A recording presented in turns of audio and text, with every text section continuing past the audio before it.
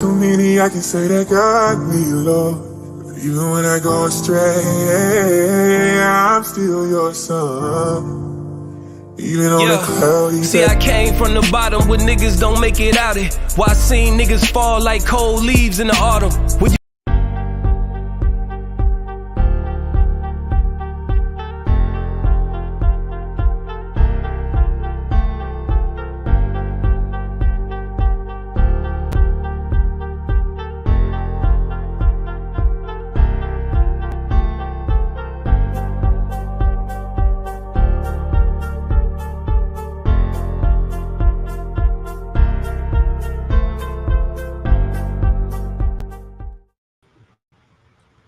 Good evening, ladies and gentlemen. Tonight, of course, this is a very special show. This is a very special show because of the significance of the topic. Those who have been following the Donald Trump election interference case in Georgia know that there was a new development in the case that may put a wrench in the prosecution's case moving forward. We know now that there was a motion filed by one of the co-defendants in the Trump election interference case by Michael Roman, by his attorney, Ashley Merchant. And in that motion, there was some very disturbing claims made. Now, the hearing has yet to be set by the judge, but my guess it will be within the next couple of days. Once the prosecutor responds, she also, Fani Willis, released a statement through her office saying that she will respond to the motion through the process of filing. She's not going to make a public statement. It will be done through the process of filing through the court. At some point, the judge in the case, Judge Scott McAfee, will convene a hearing. And for those who don't know, I am one of the reporters in the courtroom who was also shooting the case. There have been many images of coverage, but particularly the ones that I've shot of Fani, as well as her special prosecutor, Mr. Wade, Mr. Nathan Wade. But I want to bring in my guest tonight. Well, my co-hosts. They're co-hosts. One, I don't know if one of them wants to call herself a co-host or a guest because she's always on the show. She might as well be a co-host, but she's in New York, so I don't know. I don't know if that still qualifies as a co-host because, it's New Yorkers. Oh, wait a minute, I'm a New Yorker. But seriously speaking, I want to bring her up, but I also want to bring my road dog, my honcho, my other half in this media space, and that's Crystal Jordan. Crystal, good evening. Good evening. How are you? I'm good. How are you? We are good into this new week, and things are already just. I mean, it's Tuesday. It's Tuesday. It's Tuesday. Did you expect to see that filing come through the pipeline? I did not. 127 pages, Crystal. 127 pages. I couldn't even download it to my phone. I had to download it to my computer to go through it. Most importantly, I was just surprised. There's a lot in there. I know we're going to get to it that is shocking. That if it's true, it's shocking. And the question is if it's true. If it's true. This is an entanglement that I did not see coming, and we don't know if it's even true. Like you said, we don't know. But a lot of people are running with it. They're studying the photos. We don't know if all of it's true, or some of it's true, or none of it's true. We don't know the degree.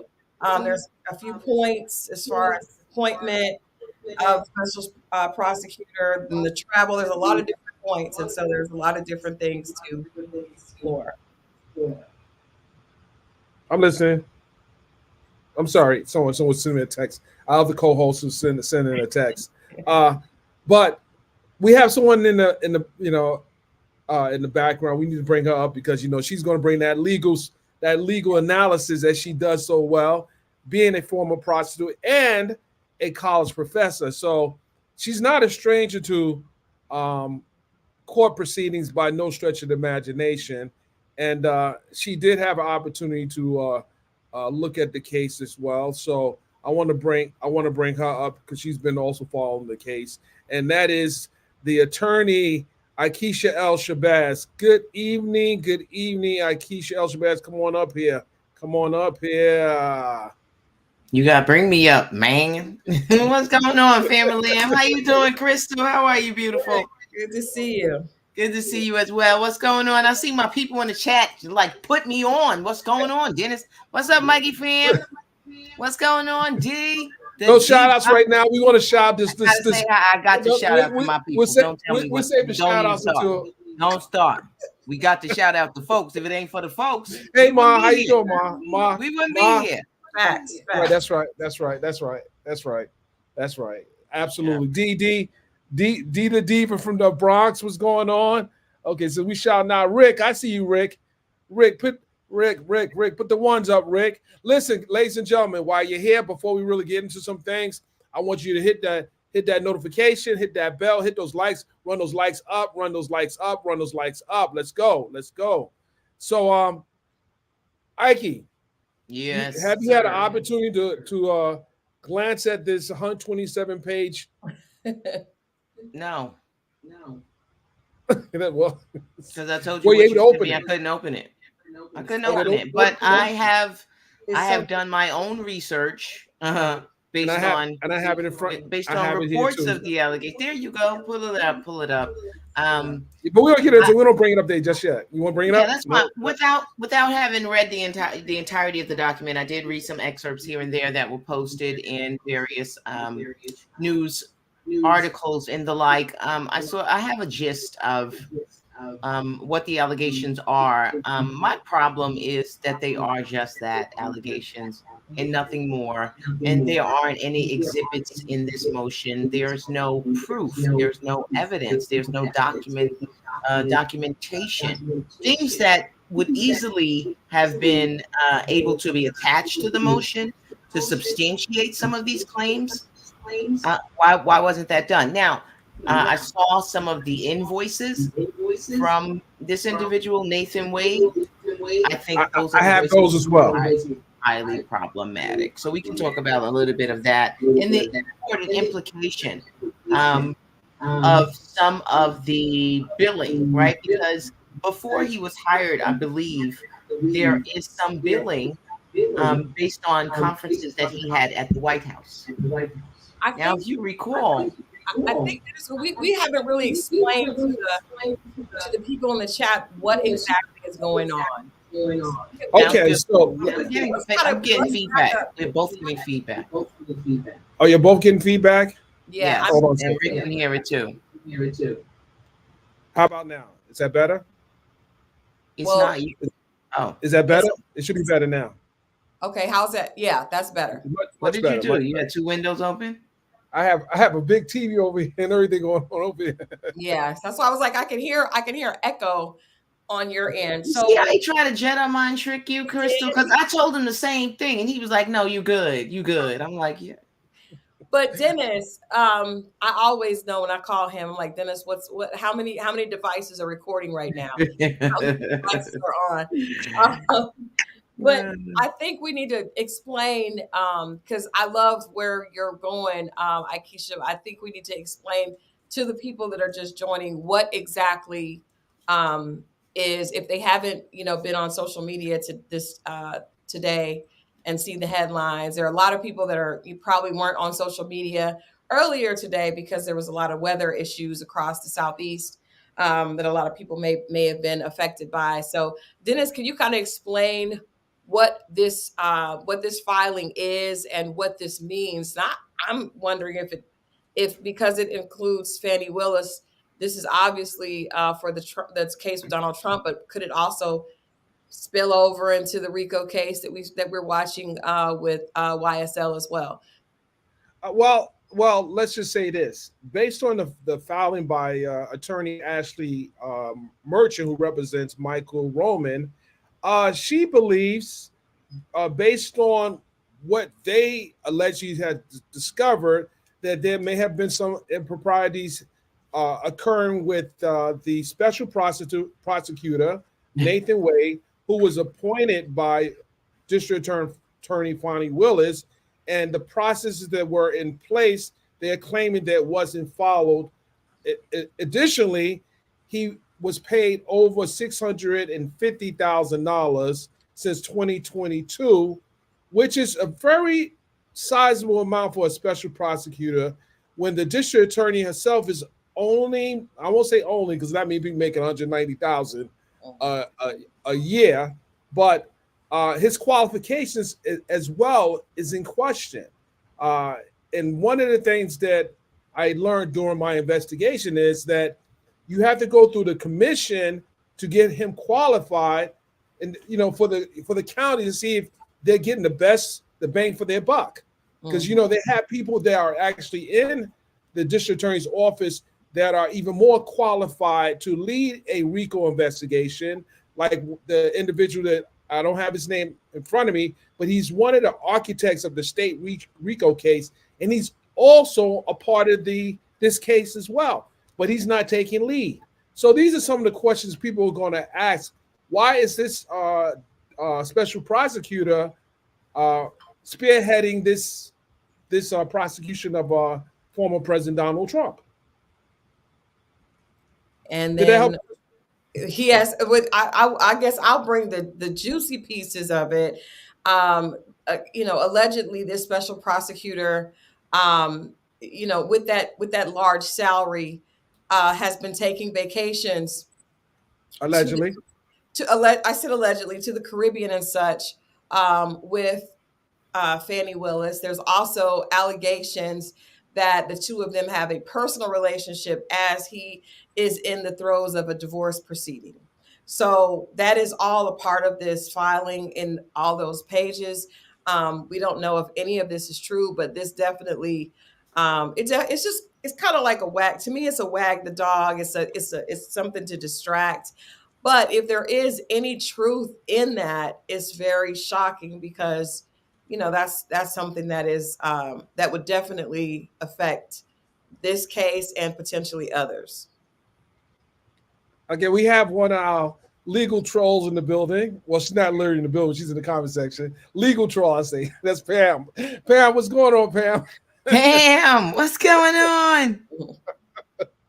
I tell her come on the page and troll her, but that's another story. So, Ike. Yes. You talked a minute ago about the receipts. And before we go, we're going to read the document. But the receipts, you said that's a little concerning. Can you talk about why you think it's concerning? Because I saw some things too that I had to run a yellow marker through. Well, anytime you file a motion, you want to put whatever type of evidence that supports your motion. You want to submit that to the court, because obviously you're asking the court to decide this motion in your favor. So you want to submit evidence to support whatever the allegations are. I find it troubling that there aren't extensive exhibits in a 127-page motion that would support any of the allegations that are made here. I mean, if he purchased tickets, well, that's a paper trail. There's a paper trail for that. Right? Why don't we have evidence of that? Before this was filed, did they try to subpoena documents? Did they do a freedom of information? I mean, I don't know what they did leading up to this motion, or maybe they thought that filing the motion would have the reverse effect, that they would get the things that they were seeking before filing the motion, right? In response to this. But I have an issue with the fact that they didn't attach any exhibits, and it makes me think that maybe there aren't any, right? And so let me just finish. What the lawsuit might be trying to do is suggest impropriety, and in the legal field, the suggestion or the appearance of impropriety is sometimes worse than any actual impropriety, right? And so that could be the case. we always have to consider the source, right?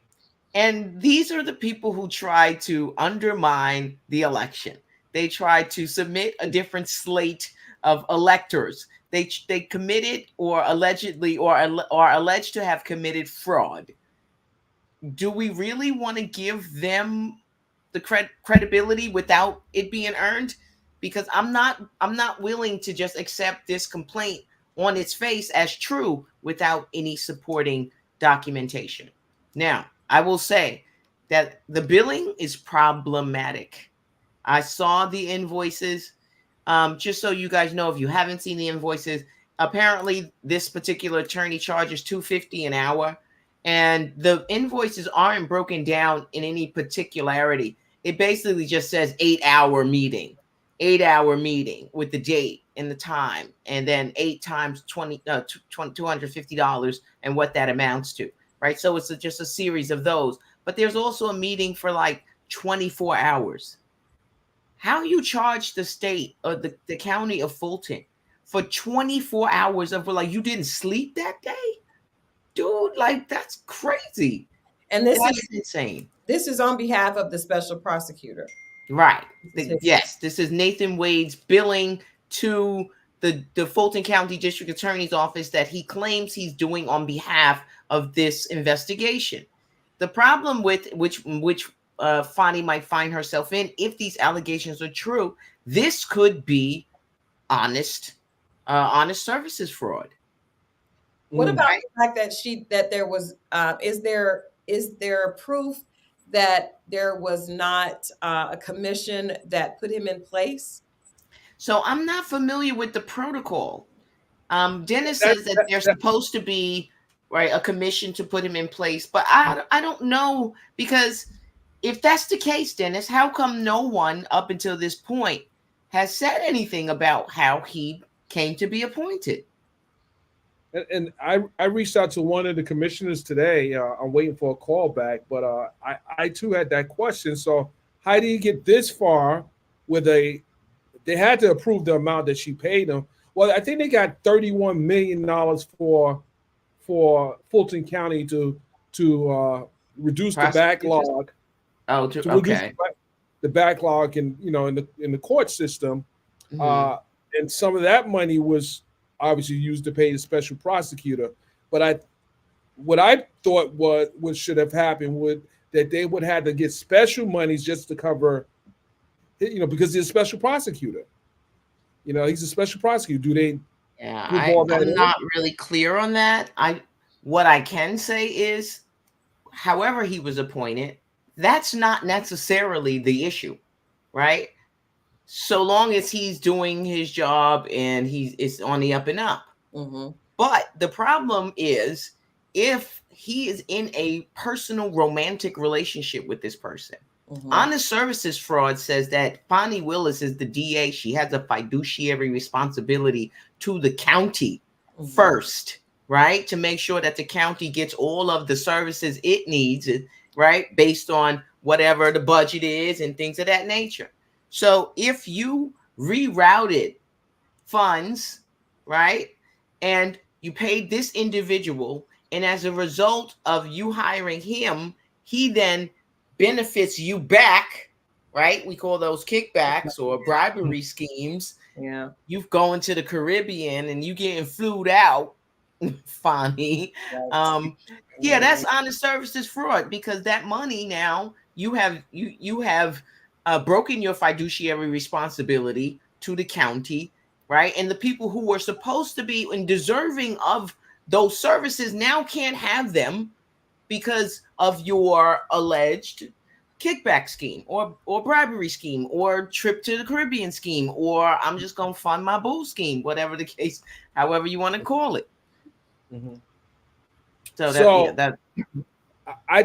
This judge would really, really not like this attorney making these overtures in that filing if they don't have receipts, because you have to. I mean, everything is about proof, right? This is court. We base our every decision on empirical evidence, right? We want evidence of a thing. You cannot just say this happened, and you don't have proof of it.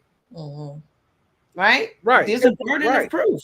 Even in emotion, sometimes it's the burden of production. The burden of production says that you have to produce something before I'm required to even respond to it. You're not just going to smear this woman's name or the special prosecutor without receipts.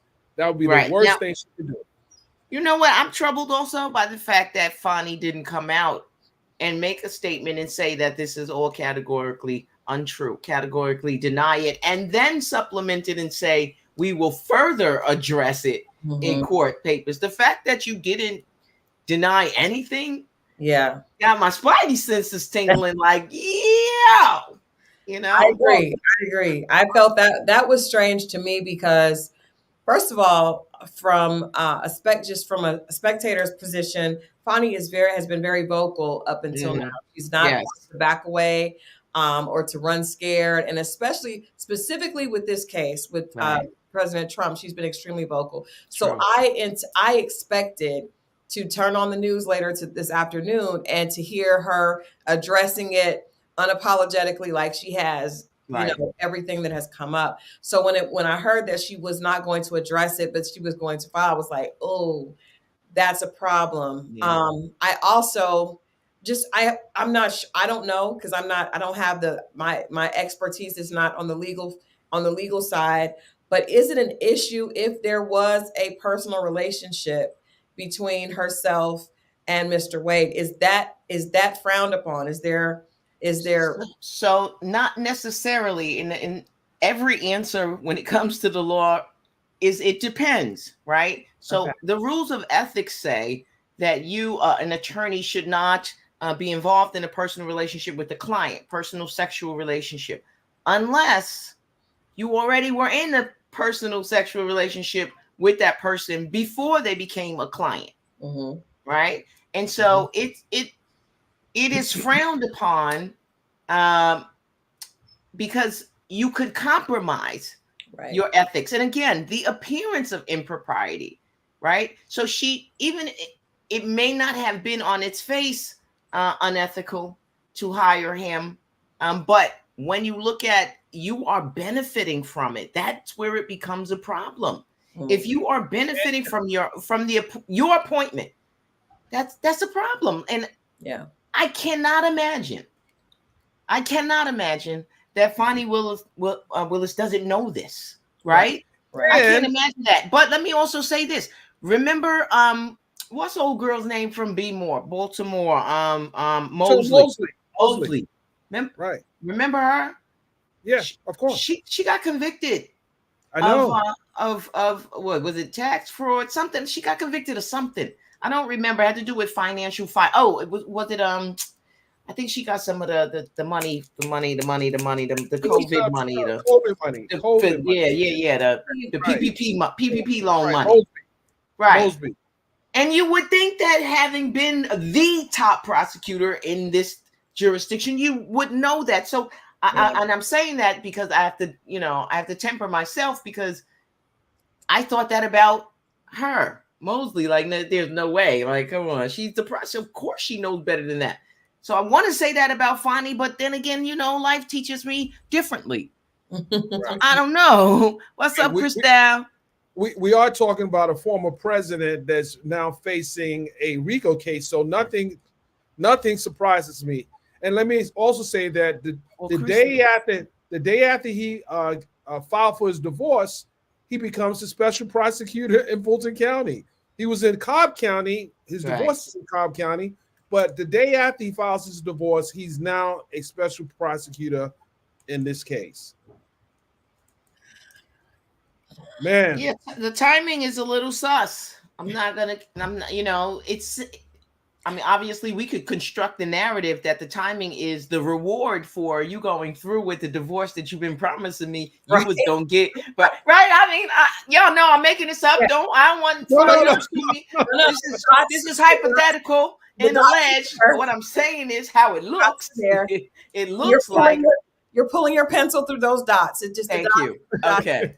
Okay, I'm just saying. It looks like it was a reward for him finally pulling the trigger on filing those divorce papers, and here's in honor of us now being able to be together. This is the Get on over here now. And just in case you got to pay alimony and all that, here's this job. Oh my God! With this extra money that we could take vacations on. I'm sorry, y'all know I was gonna act up eventually. I mean, but it's hard not to. Like I said, it's an outline that is there because of this alleged evidence, and I'm just trying to figure out what is frowned upon, what can affect this case, and what is just distraction. Right. So I think what the motion argues is that the entire process would be compromised if the allegations are true.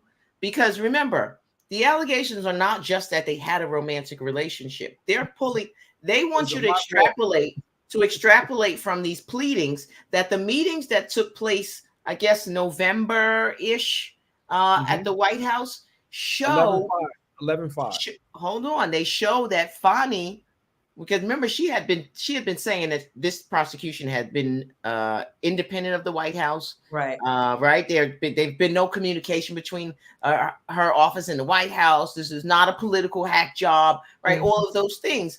Well, why is your special prosecutor meeting at the White House then before these charges were filed? Why is he meeting for 8 hours? Yeah. What y'all talking about? What y'all talking about? Right, for 8 hours. And so that's a problem. It is a problem. It at the very least, again, it raises this appearance of impropriety. And that's all the Trumpers need. That's all they want. Yeah. That's all they need, because they already think this is all politically motivated. And so for them to just get a little incentive, a little nugget is enough for them to just run all the way, home with it. I racked my brains trying to think, well, why would the special prosecutor go to D.C. to talk to the Democratic president and or his cabinet members? For what reason? What could they have offered? Was there any holdovers from Trump's? What was there? This is just doesn't feel. Did he meet with Jack Smith? Mm-hmm. Did he meet with Jack Smith, who was the special prosecutor for the federal cases? For the federal Jack Smith he's with the Department of Justice. He met at the White House. That's different. That doesn't mean they could not have met at the White House, right? Ooh. A meeting at the White House doesn't say who was at the meeting. We need to see those logbooks. Those logbooks that see what I'm saying? Trump didn't want again, right? Paper trail. There's a paper trail. So there's a visitor's log at the White House. The people just can't come and go there, right? So let's see who was at the White House with homeboy in November 2023 or whatever it was, right? Let's just pull those logs. Why didn't you do that before you filed this motion, Michael Roman? And attach something. Give me something. I mean, 127 pages, and there's nothing there. There was another filing, and I'm going to pull that up. It was another, I think it's an addendum. I'm going to pull that up. It was done today. Let's just see if that's it. We're going to check. We'll get back to that. But it was two filings on the 8th. Ashley has to know, because she's very seasoned. I actually posted a video of a case that I covered that she represented the defendant in 10 years ago. She's a great attorney, so she had to know that motion had to have some meat. The problem I have with that analysis is that it seems to me that when even good lawyers get around Donald Trump, they make catastrophically bad decisions. We've seen that with a number of people. Oh, right? Man. So I can't accept that. Right, that's true. That you can't. You got a former U.S. attorney, former mayor making. Right. Look how many co-defendants are lawyers in this case. Oh my goodness.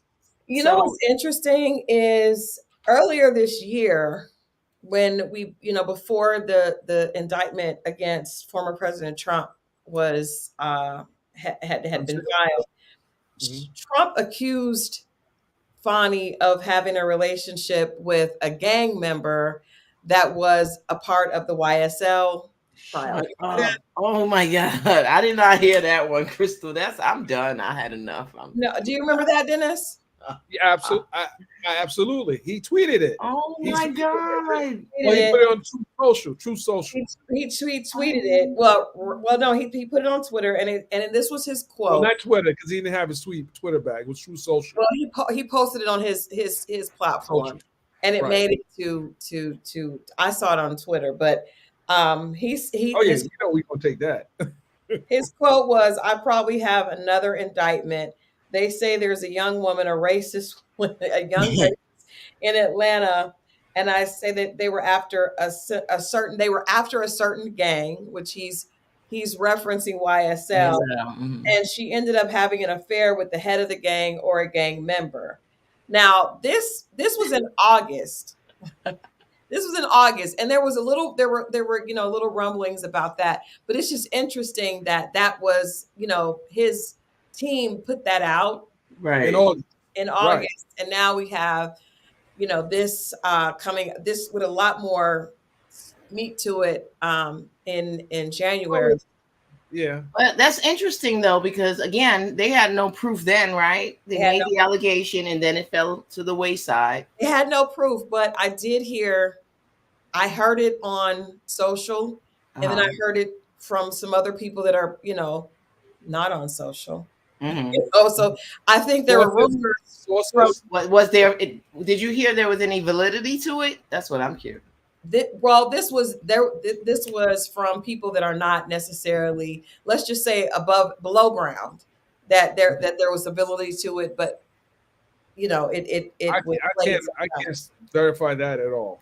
No, you can't. Disclaimer. I know nothing. My name is Wes, and I'm not part of that mess. I don't know nothing. I'm just a publicist speaking. I went to Bennett, and I ain't in it. Right. From other people that did not have political motives, is what I'm saying. That it was hearsay. Okay. That don't have political motives. Okay. So I'm like, oh, listen, I'm in Fulton County. I ain't messing with. This is a mess. This is a pure mess. It seems like that team will go to any effort to try to. This has been an angle that they feel like they could be successful with, because it's almost the same thing, except a lot closer to home, with it being her special prosecutor.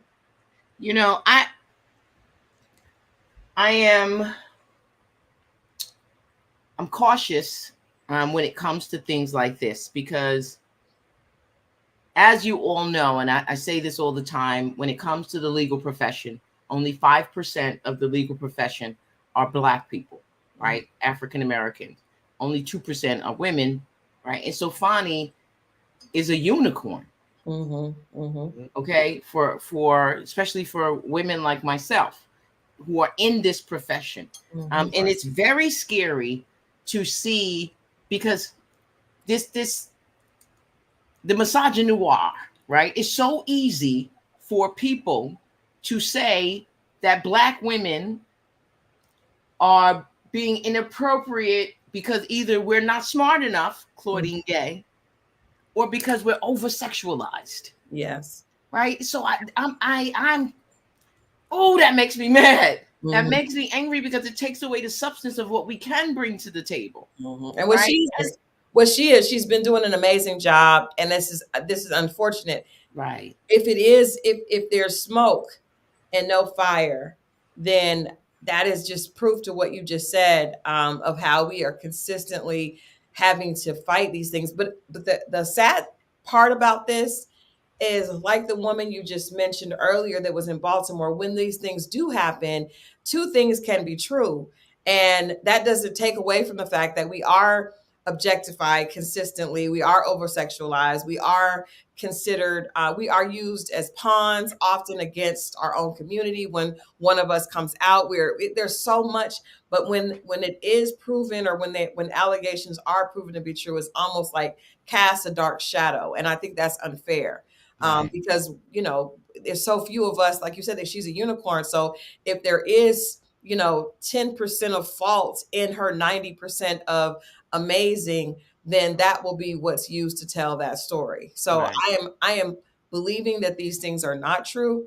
Yeah. But I also am not stupid enough to think that when another side has it against you, all of us, everybody has dirt someplace, around them. Now, you would hope it wouldn't be that close, right? You would hope it would not be that obvious.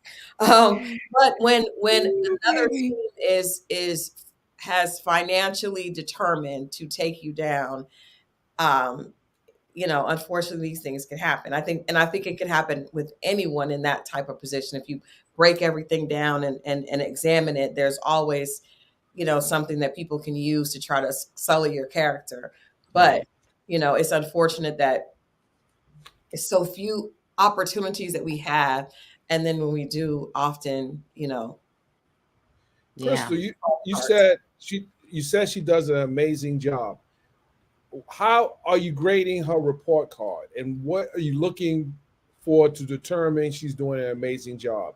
Well, convictions.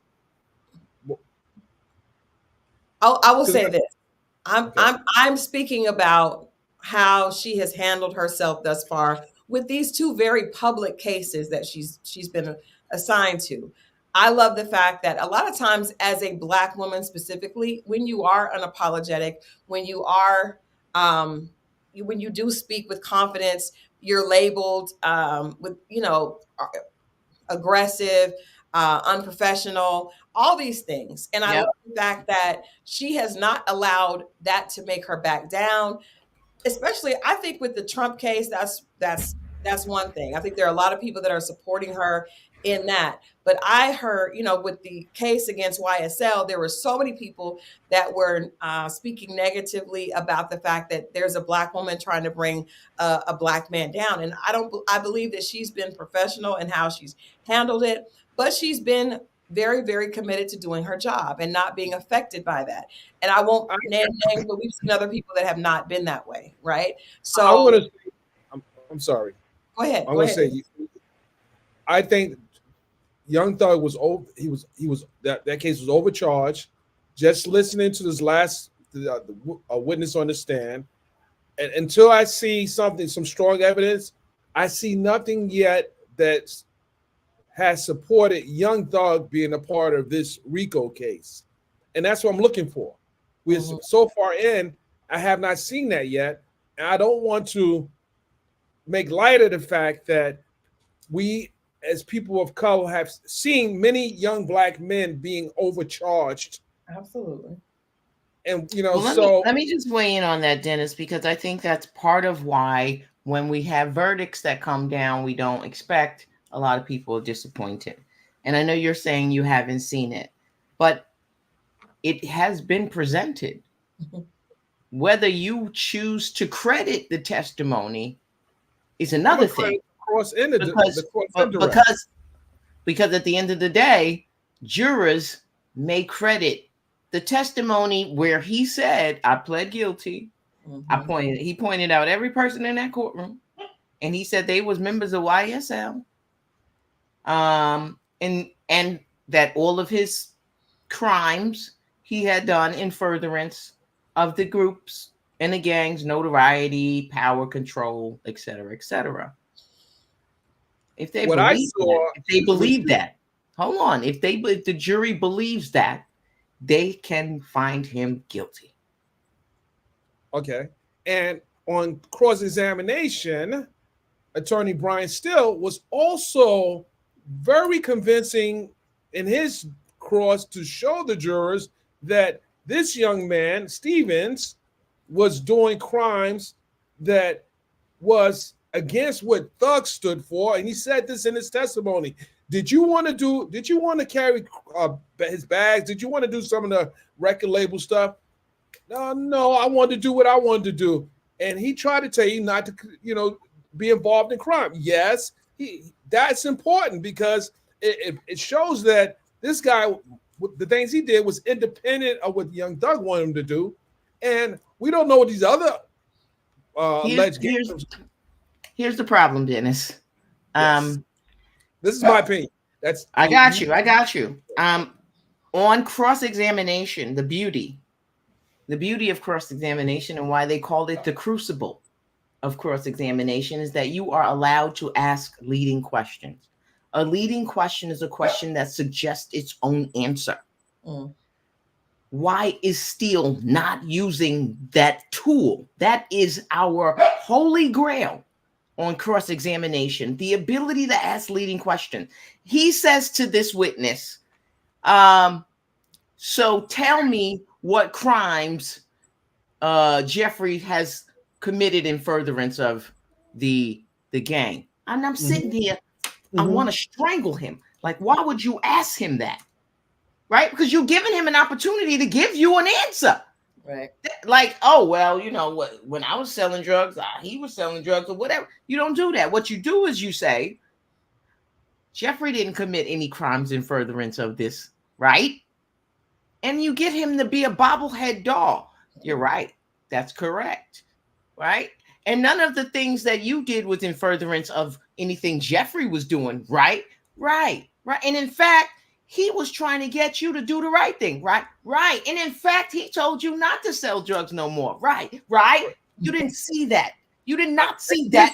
Cross-examination. You absolutely did not see that. I seen that in cross-examination. What you saw was objection by Miss Love, and sustained. Every one of them was sustained. Every objection was sustained, and it was because he was not asking his questions in a leading fashion. He wasn't. And you know what? You got to understand that Judge Glanville is very pro-prosecution. The same questions that he overruled objections on the defense of Miss Love, he sustained for the defense the exact same questions, right? And all he had to do was change the way. And he was saying, I'll object to the form. And then what does Steele do? Ask another open-ended question. That's not your job, dude. Now, you saw that judge even assisting the prosecution and helping. Yes, that's why I'm saying you can't. What are you listen to me. You can't allow a judge to tie your hands. If you ask the appropriate questions, you'll get the answer you want. He said, what crimes have Jeffrey committed? The guy said, I don't know. He could have said, Jeffrey hasn't committed any crimes in furtherance of the gang, right? He would have said, no, he hasn't. That's the answer you wanted. That's the answer you needed. But you didn't get a no. You got a I don't know. And remember, the judge is going to tell that jury that the evidence consists of the question and the answer. So I don't know what evidentiary value you think I don't know has. I have a question. And I love you. I got a question for both of you because you guys are Dennis, I know, was there in the court, and obviously, Akeisha, you know what was happening there. Daryl asked, was gonna held without bail for 9 months for no reason but the fact that he was guilty by association. It appears that to be the case for me, and I'm something else. I don't want to leave this topic here, Ike. What I saw when Brian was cross-examining Stevens, it did appear that Stevens really didn't understand what he signed. He's not a smart guy. It did appear, based on Brian's cross-examination, he probably didn't really understand it, but he had some things that weighed heavily against the why he decided to sign that. One, the $50,000 he paid his attorney, he only got $25,000 back, and he was sitting in Rice Street where people were getting murdered, stabbed, and all kind of crazy stuff. And it was basically they were playing the bullpen therapy to keep the guy in, weigh him down, treat the whole Guantanamo Bay treatment. Of course, this guy was trying to get the heck up out of there. So, I mean, you saw that on the cross, and I don't know how some of the jurors. You want to know how that plays out? Okay, how that plays out like this. So this person who was sitting in jail who got squeezed, yes, took a plea just to get out, right? Yes. Because at that point, you're like, you know what? I'll say what I need to say. You gonna let me out? I'm gonna say what I need to write. So he takes a plea to get out. If I'm the lawyer on the other side of that, I'm gonna ask. So when you took a plea, you was lying, right? So you're saying that you admitted your guilt to something you didn't do. So you was lying then. So how we know you not lying now? Mm-hmm. I mean, that's how that goes. That's how that cross-examination goes. Okay. Well, this is gonna be redirect anyway, so we see how the redirect goes. But let's see how. We didn't have court today because one of the lawyers, attorney D, right, D Williams, she had a medical, but tomorrow should resume, and we'll see how he does. I'm sure he's reading I don't know if he's reading the comments. He wasn't told not to read the comments. I hope someone, or maybe he'll go back, because I do that, right? One of the things that I do, after a trial, you got to conduct the autopsy on a trial, even if you win. I do this even on trials that I win, because I want to get better each time, right? And go back and critique how you formulated your questions, especially the ones that were objected to. Mm-hmm. Go back and then re-ask those same questions, but in a leading manner. That way you get the answer you desire. I'm hoping he does that. I'm hoping he goes back and he says, oh, damn, I see how I blew that question right there. I see how I that objection was sustained. And he often abandons lines of questioning. Once he gets an objection sustained, he'll be like, okay, I'll move on to something else. Don't move on. Make your point. Where you going? You can't be moving on to other things. You got to make a point. Don't let that judge intimidate you, because exactly. You could yell at me 1,000 times. I'm gonna be like, thank you, Judge. Thank you. Right. Thank you. Smile and say thank you. Be respectful. Mm-hmm. Right. Always show deference to the court. But I'm gonna protect this record. Right. That's the key. Protect the record. Absolutely. So Ike, going back to the Trump case. Yes. There was some things that in the motion, I don't know if you got a chance to, you didn't get a chance to look at it. I want to go page through it. Okay, before we do that, do you want to just briefly touch on the arguments that were held in the DC Circuit today? It's also a Trump case. Yes. Very briefly. Okay, that didn't look good either. Oh my goodness! I hope you guys were able to hear that. If not, go back. I know C-SPAN was streaming it. The DC Circuit website, they also stream it. Go back and listen. It wasn't super long. 3-judge panel in the DC Circuit heard arguments with respect to whether or not Donald Trump is immune from prosecution, and whether or not the cases should be dismissed against him. Oh my goodness. So basically, the lawyer for Donald Trump, there was a judge, Judge Pan, Asian judge. She was asking him, is it your position that a judge could order the Delta 6 or the SEAL Team 6 to take out a political operative, and that we can't do anything about that? There's no criminal liability there. And their position is, that's correct. You cannot charge a president ever for anything, so long as it was done in his official capacity. I don't think the judges were persuaded at all. They peppered him with questions. He conceded some points. He double talked, meaning he spoke out of both sides of his mouth. And I don't see them granting the relief that Trump is seeking. I just don't see it. These also two of Biden's appointments. Yes, that's true. Yeah, there are two Biden's appointments. And one is the Bush appointment, I believe. Right.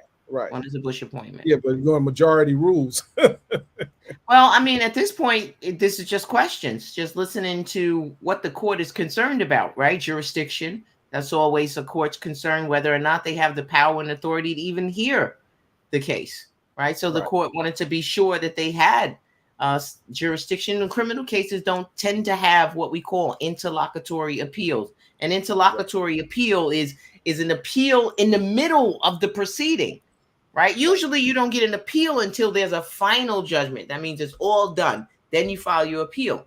This is different. And so the court is like, I don't even know. I don't even know we're supposed to be even hearing this. What say you? Right? And so I think they reached a concession because the parties were not really arguing jurisdiction. I believe that the government's position is we want the court to take jurisdiction so we don't have to fight this later. Right? So find that you have the jurisdiction, give us the ruling we want so we can proceed in the way we want. Of course, he was lying. He was terrible. And his voice, oh my God, he had the scratchiest, annoying chalk on a chalkboard voice. I was like, oh, this is painful to listen to. Well, I think Sergeant King is talking about the Stevens in the YSL because I saw that comment. Yes, of course he was lying. I mean, lying about what? Because the judge again, like it depends.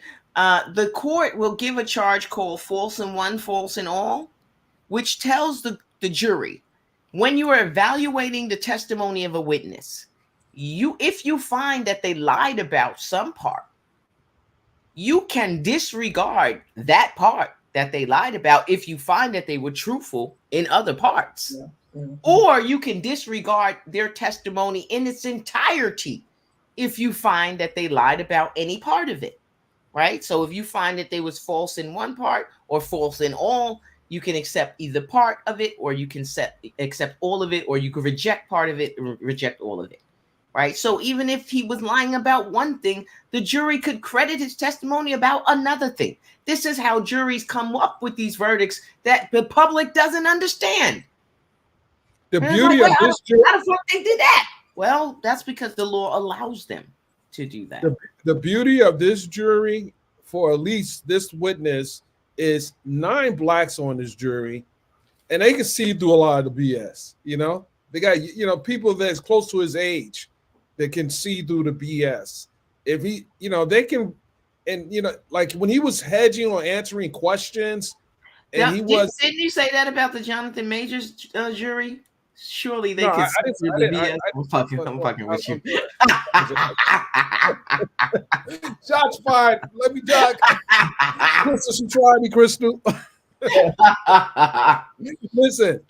He got one conviction. It was not intent. It wasn't intentional. Got two convictions.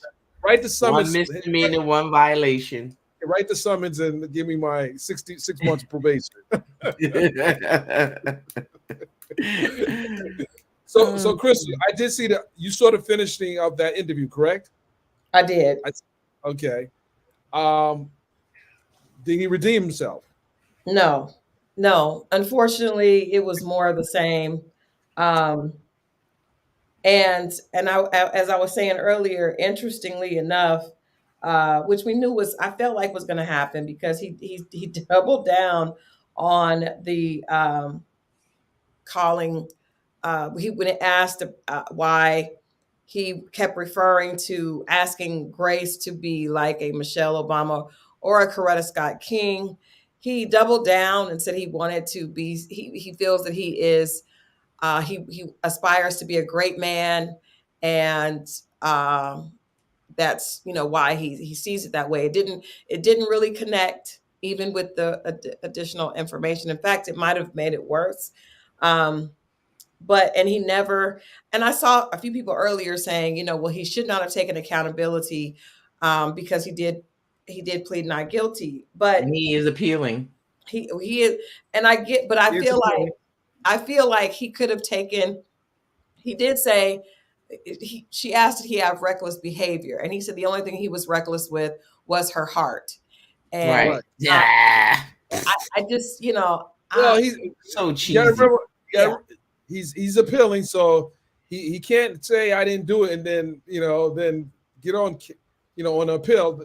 No, I get it, but I feel like there was a way for him to show remorse for the situation, because we all know we all know what that situation is, right? And if he was reckless with her heart. There could have been for that. Dr. Martin Luther King. Well, Yeah, I do want to point out that Dr. Bernice King did address the situation with the state. And she said, she posted this on her social. My mother was not a prop. She was a peace advocate before she met my father and was instrumental in him speaking out against the Vietnam War. Please understand, my mama was a force. And then she references an article that she wrote about her mother.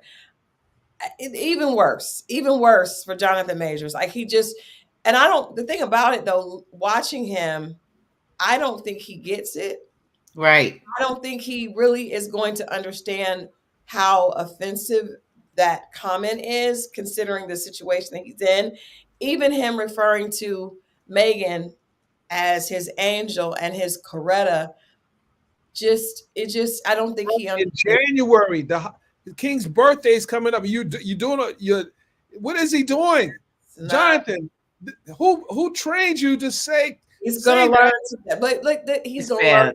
He's gonna learn. He's gonna learn. He's trying to take a picture of the holiday. Like, I want to go rescue my sister, Megan Good. I want to go rescue my sister. She has volunteered to put herself in this predicament. Why she needed to be involved? At least, even in the interview, her presence didn't need to be there, and she looked crazy. She looked like his mama. She looked like his mama sitting there like, with the stupid face. I'm like, that's a very good point. Because if we go through the timeline, right? We go through the timeline. When did y'all start dating exactly? Exactly. When did y'all start dating? Because March, you was at the precinct talking about right. So when did y'all start dating? Now, were you the woman that he was texting? Right. Were you the woman on the phone? I miss kissing you. So you was in an entanglement. I hope not, because with this brother, and this is ridiculous. My problem with him, Jonathan, and just let me throw my lawyer hat aside for a second. Don't do interviews now when you ain't want to take the stand. You didn't take the stand. You ain't had nothing to say when it counted. You didn't have anything to say when it counted. And his reasoning for not taking the stand was because he felt like they had enough without his testimony. And you know who told him that? You know who misinformed him about that? That is not enough. I would have wanted to hear him say that it was important for the jurors to hear from him and to know that he said he's never put his hand on a woman in his life. Right. Even trying to get the phone, he said in the interview today, and I don't know what was said in court, but he said that when she saw the girl, the text messages, he showed her the phone. Not in my 40 years right. have I ever been in a situation where a man, you see something in a man's phone, and instead of him trying to hide that phone by any means necessary, he has just showed me the phone. I'm not trying to incriminate myself, but I'm just saying, that just doesn't make sense. So, I echo that. In my 50-something years, I'm gonna echo that. That didn't sound true. It didn't have the ring of truth. I showed her. So one of her we're not prosecuting this man for the crimes that he was acquitted of. I'm just saying his explanation on did not make sense. He managed to get an acquittal. He did on 2 of the counts. He did without testifying. He did. It's possible had he testified, he would have got a full acquittal. Like if he got a full acquittal, right? He might have got convicted of everything. He might have got convicted, or he might have got a full acquittal. I mean, I think it's different. Yeah, unless he would have gotten on the stand and said, "Yeah, I did that. I did it." Right? That's the only thing that would have, gotten him acquittal on all the counts, because clearly they didn't prove intent without him. Yeah. If he would have gotten on there, he could have explained something in that, but maybe negated the recklessness. At least got some type of empathy for the fact that he was, I would always err on the side of human connection. So right. And I think also because he's celebrity, Crystal, the jury wanted to hear from him. I agree. He's not your regular defendant where, you say my client doesn't have to testify and I trust that you won't hold a negative inference about you just that. Nailed, Ike, you just solved the case. They were mad that they convicted him for that one count because he didn't get on the stand and sign autographs. He didn't do the things. Unless you tried it. Whatever. They did worse. Listen, from my perspective. Hold on. Crystal, at least when Cardi came to court, she got on the stand. You know what? She talked to the jurors. She looked at the jurors. She looked at the judge. She even cussed everybody. She cussed in the courtroom. The love affair with one Cardi B is noted. However, right. We're talking about Jonathan, and I think if you look at the court case, he actually did better than people think. They thought guilty, but if you look at what it is, it's actually not. It's definitely a misdemeanor. But I feel like the interview that he did in the court of public opinion did far worse for him than that verdict. It's almost like he just should have kept quiet. That was a felony. Especially, I think he should at least kept quiet until after sentencing. What he's talking about? Why did he choose in between to talk? Like, why not either before? I don't understand who's advising this man. I really don't. The statement that came out after with his interview. Well, the lawyer for Grace Jabari says, "Well, this shows that he just take no responsibility. That should work well for sentencing." Yes, I saw that. What are you talking about? I saw that. Listen, she's not wrong. She's not right? wrong. Because the judges, has the discretion to sentence him up to a year. Up to a year, yeah. Up to a year. To your point, Crystal. It wasn't good. It wasn't to your point, Crystal. It did make sense to when you communicate with to your audience. You can't forget that she's still someone who has influence over the outcome, some influence over the outcome of the sentence. With it, I don't know if they take victim impact statements for this low level. They do. They do. Well, yikes. But she's not gonna say anything that she hasn't already said. Right? Yeah. But she actually might say, "Don't send him to jail." I love him, and I could see he didn't mean to do it, right? Even the jury said he didn't mean to do it. Yeah, I can see her doing that. And he said in the interview, Megan Good, he gonna leave your ass up. No, I'm sorry. He did say in his interview that he still loved her. Or he loves her. He did. He said love. I think he said love in past tense because he's moved on. And he did say, I just want to point out again for our good sis Megan that we are trying to send a smoke signal to. Yes, we are, sis.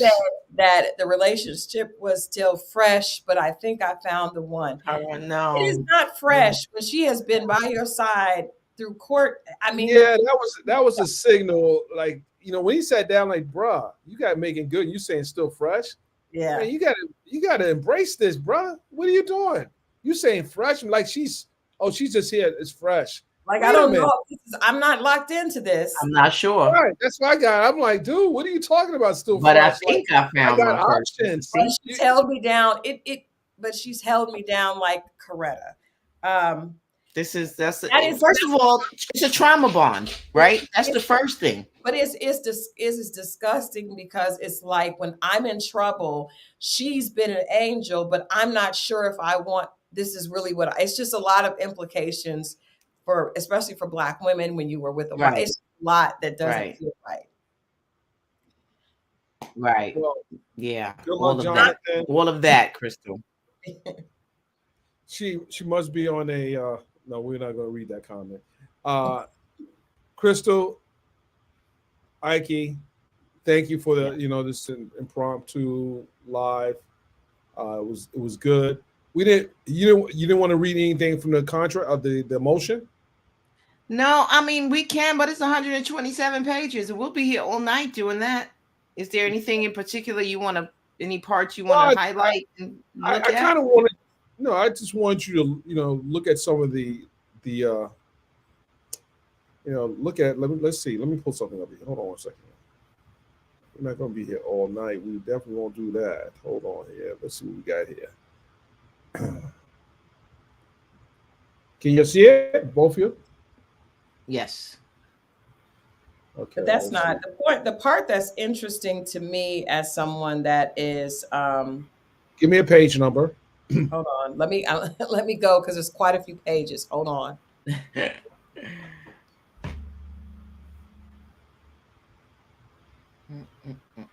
This instant motion is not filed lightly. That stood out. Just because you say it doesn't make it true, Dennis. That's like the people who say. That's what lawyer would say. Go ahead.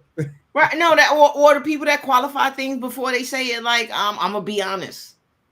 I hope so, motherfucker. Dennis, page 5 to me. Those points are okay. Let's go to page 5. Hold on. Those are some good points, but just because you said, don't mean it's true. Hold on. Let me go ahead. 5. Okay. There we go. You see it, Ike? Okay. These types more. Oh, okay. You talking about these bullet points, Crystal? Yeah. How do we know this? Yes. Okay. Okay. Can you Open enlarge records it, or read it? Yes, I can. Yeah, I can read it. Hold on a second. Enlarge it. Okay. Stretch it a little more. Hold on. Okay. Point 1. Open records request into Fulton County revealed that the district attorney did not obtain county approval to appoint the special prosecutor. Why would the district attorney not obtain the approval prior to appointing the special prosecutor? Good question. Why would she have to? See, that's the thing. Is there some type of, like how when contractors want to bid for city projects, and right? we don't know if she didn't do it. The open records request revealed. Oh, yes, it says revealed that she didn't. Okay, and so she didn't, but there's the converse is not stated. Was she required to? Right, so we don't know that she was required to. It just says that she didn't. She didn't. But we don't know what she required to. Okay, the special prosecutor has admitted his admitted his oath was not filed prior to his work on this case. Why? That was already addressed. That issue was already addressed. Yep. The judge addressed that. The judge is like, yeah, it's not that big of a deal. It's ministerial and it's relax. Okay, so why? Pretty much, the judge is like, settle down. It's not that deep. He's still good money. The special prosecutor is seeking a divorce in Cobb County and sought successfully to seal those records, hiding them from public view. Why would a private citizen such as the special prosecutor shield filing related to his income and spending from public view? Well, no, I would shield it from public ridicule. That's why. That's why you do that. Public ridicule. I would want your divorce, the grounds of your divorce. Who the fuck divorces get messy? Right. Who knows what the hell his ex-wife is in there saying? All kinds of Tyrese had his sealed as well. So that's not stray bullet. But that's not not uncommon, and it is not indicative of anything. Reaching is reaching. Okay. I mean, it doesn't even suggest impropriety. That's just dumb. Yeah, that's reaching. Okay, what's the third bullet? Hold on. 4. I think we're up to. While the filings in the divorce case are sealed by court order, the legality of which is open to question, information obtained outside of court filings indicates that the district attorney and special prosecutor have traveled personally together to such places as Napa Valley, Florida, and the Caribbean. And the special prosecutor has purchased tickets for both of them to travel on both the Norwegian Caribbean cruise line. Traveling together to such places as Washington, D.C. or New York City might make sense for work purposes in light of other pending litigation, but what work purpose could only be served by travel to the traditional vacation destinations? That's the problem. That's a problem. That's a problem. That is a problem, because you would imagine there's some documentation for that, for them to make that allegation. I mean, because if it's frivolous, if this stuff is frivolous, the sanctions that are going to come down. The sanctions. Oh my God. And the defamation of character lawsuit that Fani will be filing. I mean, can't come fast enough. But that should be easily to document if it happened. If it should. I have a question for you, Ike. If is there an issue with him not having experience? This bullet point down here, the special prosecutor, based on his lack of experience in this type of felony, would not be qualified under Fulton County standards to be appointed to represent any defendant in this case, given the complexity of the charges. If the special prosecutor is not qualified to defend this case under Fulton County standards, then how is he qualified to prosecute the case? Is that why the district attorney did not seek approval for his appointment? If so, did she seek to appoint an unqualified lawyer without approval to preside over this prosecution? Is that an issue if he does not have experience? Absolutely. That's absolutely an issue. Mostly because this is a high profile case that is extremely complicated. It's a RICO case. You need to have experienced litigators in the courtroom who know how to handle the volume of the evidence, right? It's voluminous. I'm talking terabytes of material. Have to be able to manage the evidence effectively. That takes experience. And I would say more than just your run-of-the-mill, a few years of state trial experience. You probably need a little state and a little federal experience to deal with the RICO. That is egregious and does raise significant red flags. Now, what they were referring to was there are standards, right, on certain panels. So you want to work for the public defender's office, right? And you want to handle felonies, you have to be certified by the felony panel to be a defense attorney, right? And you have to have a certain level of experience and training in order to be qualified to be on that type of panel. So what they're saying is this person wouldn't have been qualified to even be on a defense bar. Yeah. Right? Because you don't have the experience. So how could you be a prosecutor, a special prosecutor? And I think that's a valid point. And that's mentioned several times. Let me also make a point. The last time Fani appeared in the court was for the revocation hearing of Floyd. Right. Well, you have a special prosecutor that should be experienced enough to handle a revocation hearing. Right. Why is the prosecutor showing? Why is this guy's getting all this money? Why did she even show up?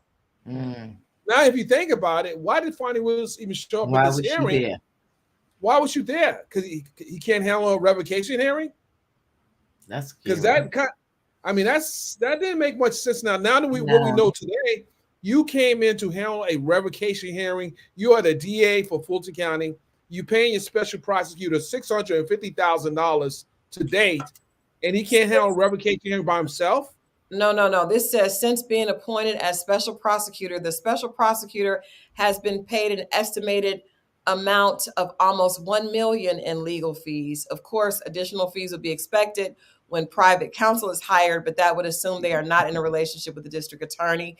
The next point says the special prosecutor's fees have been lucrative in comparison by any reasonable measure.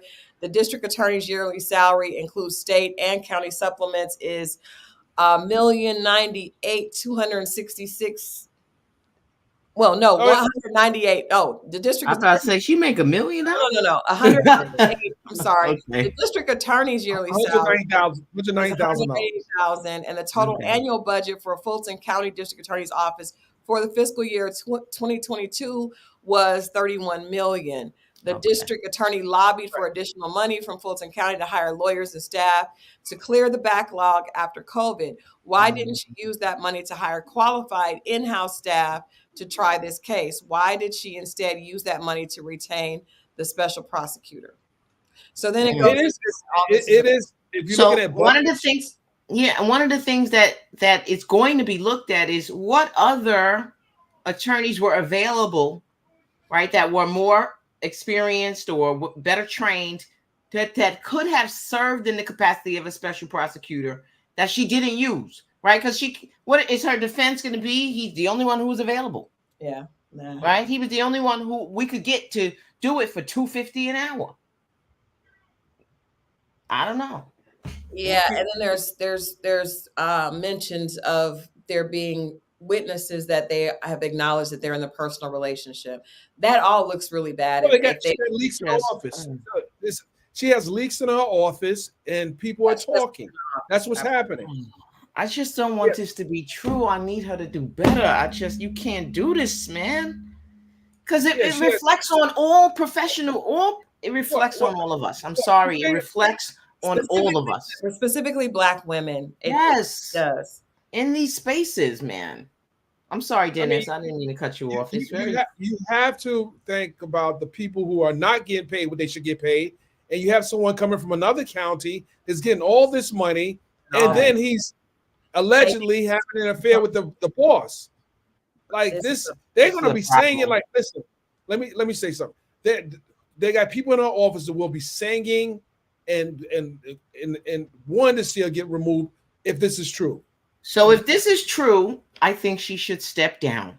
I think so too. Right? Have some modicum of professionalism, right? So that they don't drag you through the fire. Yeah. Step down. Destroy the next woman's chance of getting in that position. But I think it should be quickly and quietly, but it's going to cause, it is going to leave residue on both these cases, unfortunately. Yeah. You know? Because it calls into question the integrity of the entire process now. Right. And so some judge might say, you know what? I can't trust that this was done properly and dismiss this indictment. Maybe they dismiss it without prejudice, meaning they could bring charges again, right? Submit it to a new grand jury and get a new indictment. Or because these allegations are so egregious, a judge could dismiss it with prejudice. Right, because this is not an act that wasn't willfully done. This wasn't an accident. Yeah. Right. And so the judge could seek to do it with prejudice to make an example out of DAs. Like, listen, no, y'all don't do this. Don't do what she did. Because now this guy got to get out. This whole, they got to get out of jail free card. And just imagine, and we don't have to imagine too long that. A judge presiding over this hearing, which will be Judge McAfee, they're going to be questions asked, of the prosecutor and special prosecutor, and one of the lingering questions is going to be: have you two traveled to this island on a cruise? Well, that won't have to be asked because that's easy to prove. So if that's the case, they're going to have proof of that.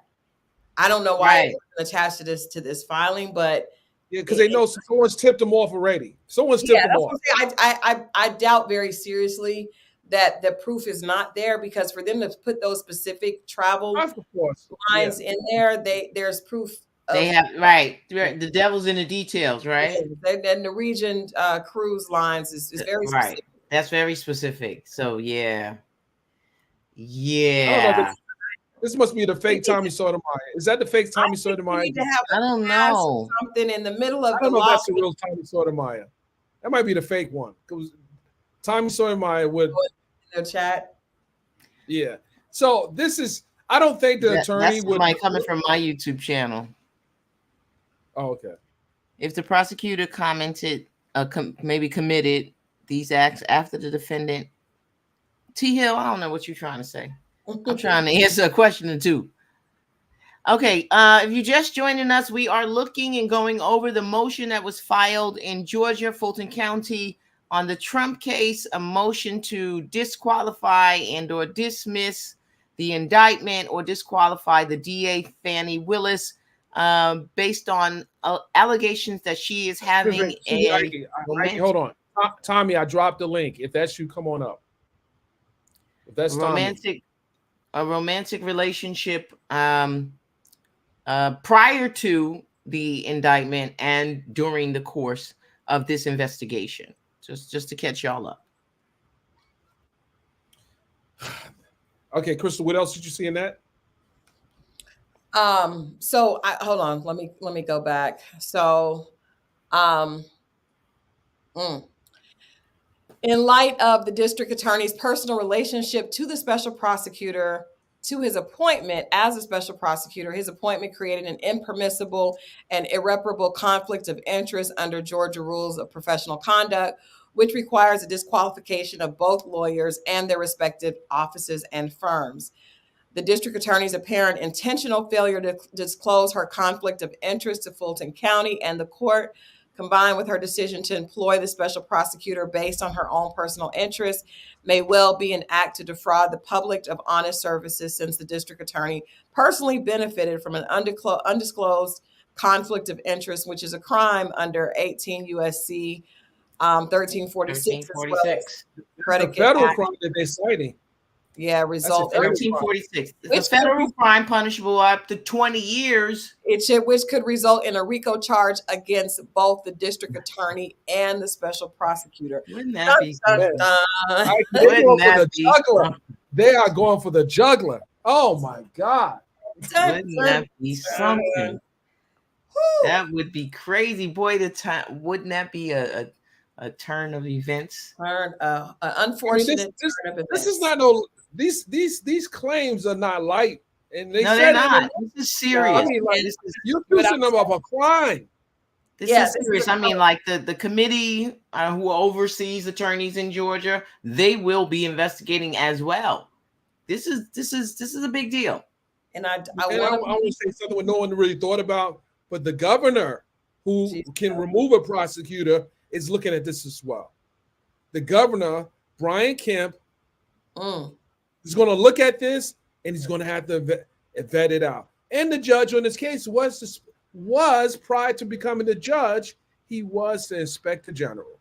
So this is going to not just be, oh, Your Honor, just ignore it. Right. No. Somebody's going to have some answers. Oh, yeah. Somebody's going to have some answers. They have some proof. They gotta. I would imagine they have to have something. They have some proof, because this is the last point in that bulleted list is putting aside both the legal and ethical implications of their conduct. Their conduct also undermines the sanctity of the criminal justice system, erodes public trust in our judicial system, and would place them above the law. To allow this conduct to go unchecked by a powerful public elected official threatens to undermine the very principles of democracy that the district attorney herself claims to defend in this prosecution. It seems hard to believe that such a powerful person could escape scrutiny and accountability for such egregious conduct simply because she believes she maintains a moral high ground and holds on to one of the powerful positions in the state of Georgia. This is particularly true since she has used that platform and the megaphone it provides to tour the country giving interviews in her pursuit of a conviction. That sounds personal. It is personal. I know that was the jab. Did you see that? And that means that they are standing on what they believe is business. They're standing that was the final. Oh God. This is hard to believe that she would, which is what we're all saying. Like, how could this be? But I think that's how these things always happen. Like, things are hiding in plain sight all the time. Well, we don't know. See, I'm I really want to believe that this is not true. Yeah, I really want to believe that they just. You want to believe that all of it is not true. I want to believe all this is not true. I want to believe that Ashley Merchant is making this up, but I like Ashley too. But I hope Ashley not doing this. She could have a good faith base in her in filing the motion if she believes what she'd been told. Right. That doesn't mean it's true. With no proof of any of that, though. She should have did the filing. She did her own investigation. And she said, irresponsible. Maybe she just thought it was just too juicy not to file. Like, this information is just it's explosive. I gotta file something. But it's a lot. I don't know. Somebody needs to be in trouble. Is this scheduled for oral arguments, Dennis? Or when is it returnable? Well, okay, when is it returnable? When is the motion returnable? The judge hasn't responded. It was just filed. It was just filed yesterday. Usually the cover page on the motion tells you when it's returnable. The first page asks the court to return. Well, at least that's how we do it in New York. Yes, right? It's Georgia. It's Georgia. It's different there. They don't have because there's a schedule. You file a motion. The defense doesn't have, the opposing counsel doesn't have, all year to respond. When does she have to respond by? Okay, when does she have to respond by? Let's see. Okay, hold on. Comes now, supervised power order, defendant Michael's motion. Is there a notice of motion? That might be the actual motion. Is there a notice of motion? Yeah, that's filed. I don't have it up. That was filed. Okay, so the notice of motion will have the date that the motion is returnable. Okay. So we'll have some sort of idea of where we are time-wise, because typically these motions are on a schedule. You usually have 7 days to respond, depending on where we are. So she has to respond within a certain time frame, and then the court has to decide it. She has 10 days to respond. I believe it's 10 days. All right, days. 10 days sound good. 10 days sound good. Well, we in day 2 or 3 or something right now. Listen, on day 9 of 2024. That's what we're on. Day 9 of 2024. This is too much. This is too much, and it's a lot. Well, something I saw also. I really wish they didn't do that. They put the kids' pictures in the publication. They put the kids' pictures in the publication. Wade's kids. Wade's kids. Oh wow. Yes. How old are they? Well, they're older. I think someone just tried to come up. Did you hear that? Someone just tried to come up. Oh, are they minors? Hold on one second. I do see someone here. Hold on. I've got to get out of here, Dennis. I've got another. You don't want to leave. You don't want to leave, Crystal. I have to. I've got to. You don't want to leave. That is Tommy. Wait a minute. That is Tommy. I know that smile anywhere. I told you. How the hell are you, Tommy? I'm well. How are you? Man, I haven't seen you in years, brother. Yeah, it's sad you haven't seen me in years. You have been looking. I know. What's going on, Tommy? I was just on Fox News, last week? Oh, wow. Okay, he checked you, Dennis. He's basically in the right places. Tommy with that. How you guys Tommy, what's going on with you, Tommy? I'm doing well. I was watching you guys and saw what you were talking about. Very interesting to see. Not many people want to talk about the ins and outs of legally what's going on with Donald Trump, especially here in my state in Georgia. Well, our state. How about that? Oh, you're in Georgia as well. Absolutely. I'm covering the Trump case. I'm part of the pool. Nice. So, what's your thoughts, Tommy? You saw the filing. You saw this this very interesting motion filing by Michael Roman through his counsel. What do you think about the claims that are being made? Well, I didn't get to see everything that was there, and I know my girl, who is a lawyer, she probably follows it a little bit more than me, and that's why I was interested in letting her hear it. But I find an issue with the idea that they are going after Donald Trump so hard, and how legally you can find yourself in trouble because of but I would ask you guys, how do you see it?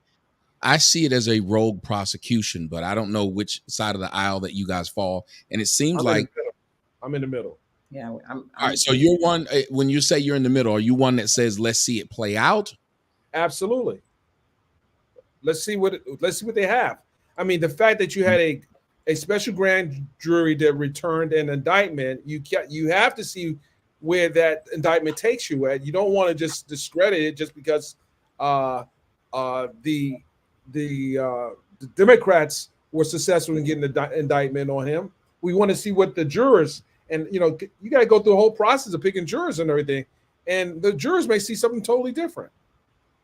Well, I will weigh in on it. I just, because we haven't discussed this part, but I think that Fani's prosecution is wholly unnecessary.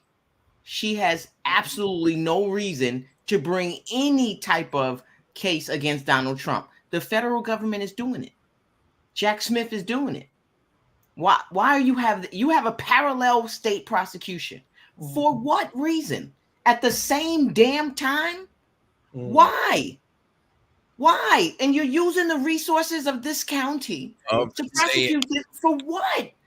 For what? When like Fulton County don't need that money for other things. Right. Yeah. People sitting in Fulton County jail right now. And it seems to me that it's a notoriety thing for Fani. Yeah. Let me prosecute Trump. I could grab him. I could be the Tish James of Georgia, right? Because I could prosecute him too. Look, Black women united against Trump. I know you said Barney Cloud Station. Thank you. It's a votes thing. Like she said, you got these Black women and they're saying they're united against Trump. And one of the things I saw that happened and I'm so glad that you guys said this, or that you said this, dear, because I saw something else that happened. I don't know if you guys saw, and I think it's a parallel.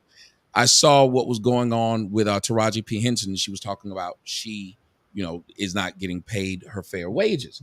And they were expecting every Black woman to fall in line and say, yes, us too. Do y'all see what they're saying when the other Black actresses are saying, well, I don't have that problem? Well, really, the only one said that was Vivica. Yeah, Vivica said it, and there was one other. Fantasia just said it, and she was talking about being on the set of The Color Purple, and she said she didn't have that problem. She did. She didn't have the issue with rental cars and all that. Driving her own car. Girl, just give me a car, I drive myself. Right. And like this idea that you have people upset that you're not falling in line. That's true. To bring it back to the prosecutor understands that we have a lot of lemming mentality. So one goes, we all just jump over. And she knows I can get the vote because so many people hate the name Trump. And what I'm scared of is this, and I want you guys to tell me if I might be wrong. My fear is this: we as Black people have been unjustly prosecuted since we came to this country. Done wrong by the justice. I just said that. You just said that. So why would we get behind this type of witch hunt prosecution when the same people who are allowing us to do it will then turn around and do it right back to us and say, well, you were okay with it when it was done here. Right. So how are you going to now have a problem now? Good point. Right. It's a slippery slope. It's a very slippery slope. If that, along with that, with everything that looks to be, at least from this filing, because I just cannot believe that there won't be something in here. There's not some meat someplace in this. Then that would be a cautionary tale of when you're out there trying to do something on the strength of it being an opportunity for you, and it is a witch hunt. Then it's very easy for things to turn around and you to the pendulum swings both ways. Dig your own grave. Well, listen, if we are going to talk about Fani, we really need to put in context, who she is when it comes to, uplifting Black folks. That's not her role. She doesn't see that. She doesn't see herself as that. She's the prosecutor who went after the teachers. She's the one who's going after Young Thug with this ridiculous RICO trial. So we're seeing Black prosecutors who claim to be progressive get in the office and then fuck shit up. Same with Alvin Bragg. That Jonathan Major debacle, that's a Black man running that office. That's right. Right? That's right. Let's talk about it. If we really want to talk about it, let's put it on the table. I think you trying to upset some people, young lady. You trying to upset some people. Y'all trying to upset some people. I have a habit of doing that. You have to. It has to go both ways, though. It has to go both ways, because there were so many people that were saying that she was, and Dennis and I are both a part of the entertainment community, and there were so many people that didn't even care about the facts. They're just like, oh, she should not be going after a Black woman, should not be going after a Black man. I feel like even in the conversation that we had day before yesterday with Jonathan Majors, talking about him where he could go interview. So many people get upset when we do hold each other accountable. So that's another issue. I'm not saying, we can't go on. It's a ditch on either side of the road. Yes, we should be treating people equal, but yes, we also have the responsibility and accountability to if another Black person is doing something that is illegal, it is her job as the district attorney to go after that. So it is, but it's not her job to construct things out of air. Amen. It's not her job. That RICO indictment, you stretched your arm back to 2013, 2014, 2015 when these people were kids and wasn't even no damn YSL. Yeah. And you mean to tell me the little drug slinging they was doing in front of the gas station? You think that's RICO level drug dealing? That's crazy. Think about it. I grew up in an era. I'm an old man. This is just for me and in my beard, so pay no attention. But I grew up where I listened to garage bands in the 90s. You know, you had your Nirvanas. And you also had the country music. I'm a Southern boy from Georgia.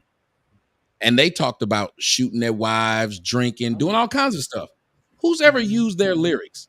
Who's ever used Kurt Cobain's lyrics? Who's ever used any of those they're talking about shooting up stuff? Who's ever used their lyrics against them? We act like Blacks are the only ones who've had violent lyrics. When whites have had violent lyrics, violent movies, violence is inherent in United States culture, is it not? Oh, absolutely.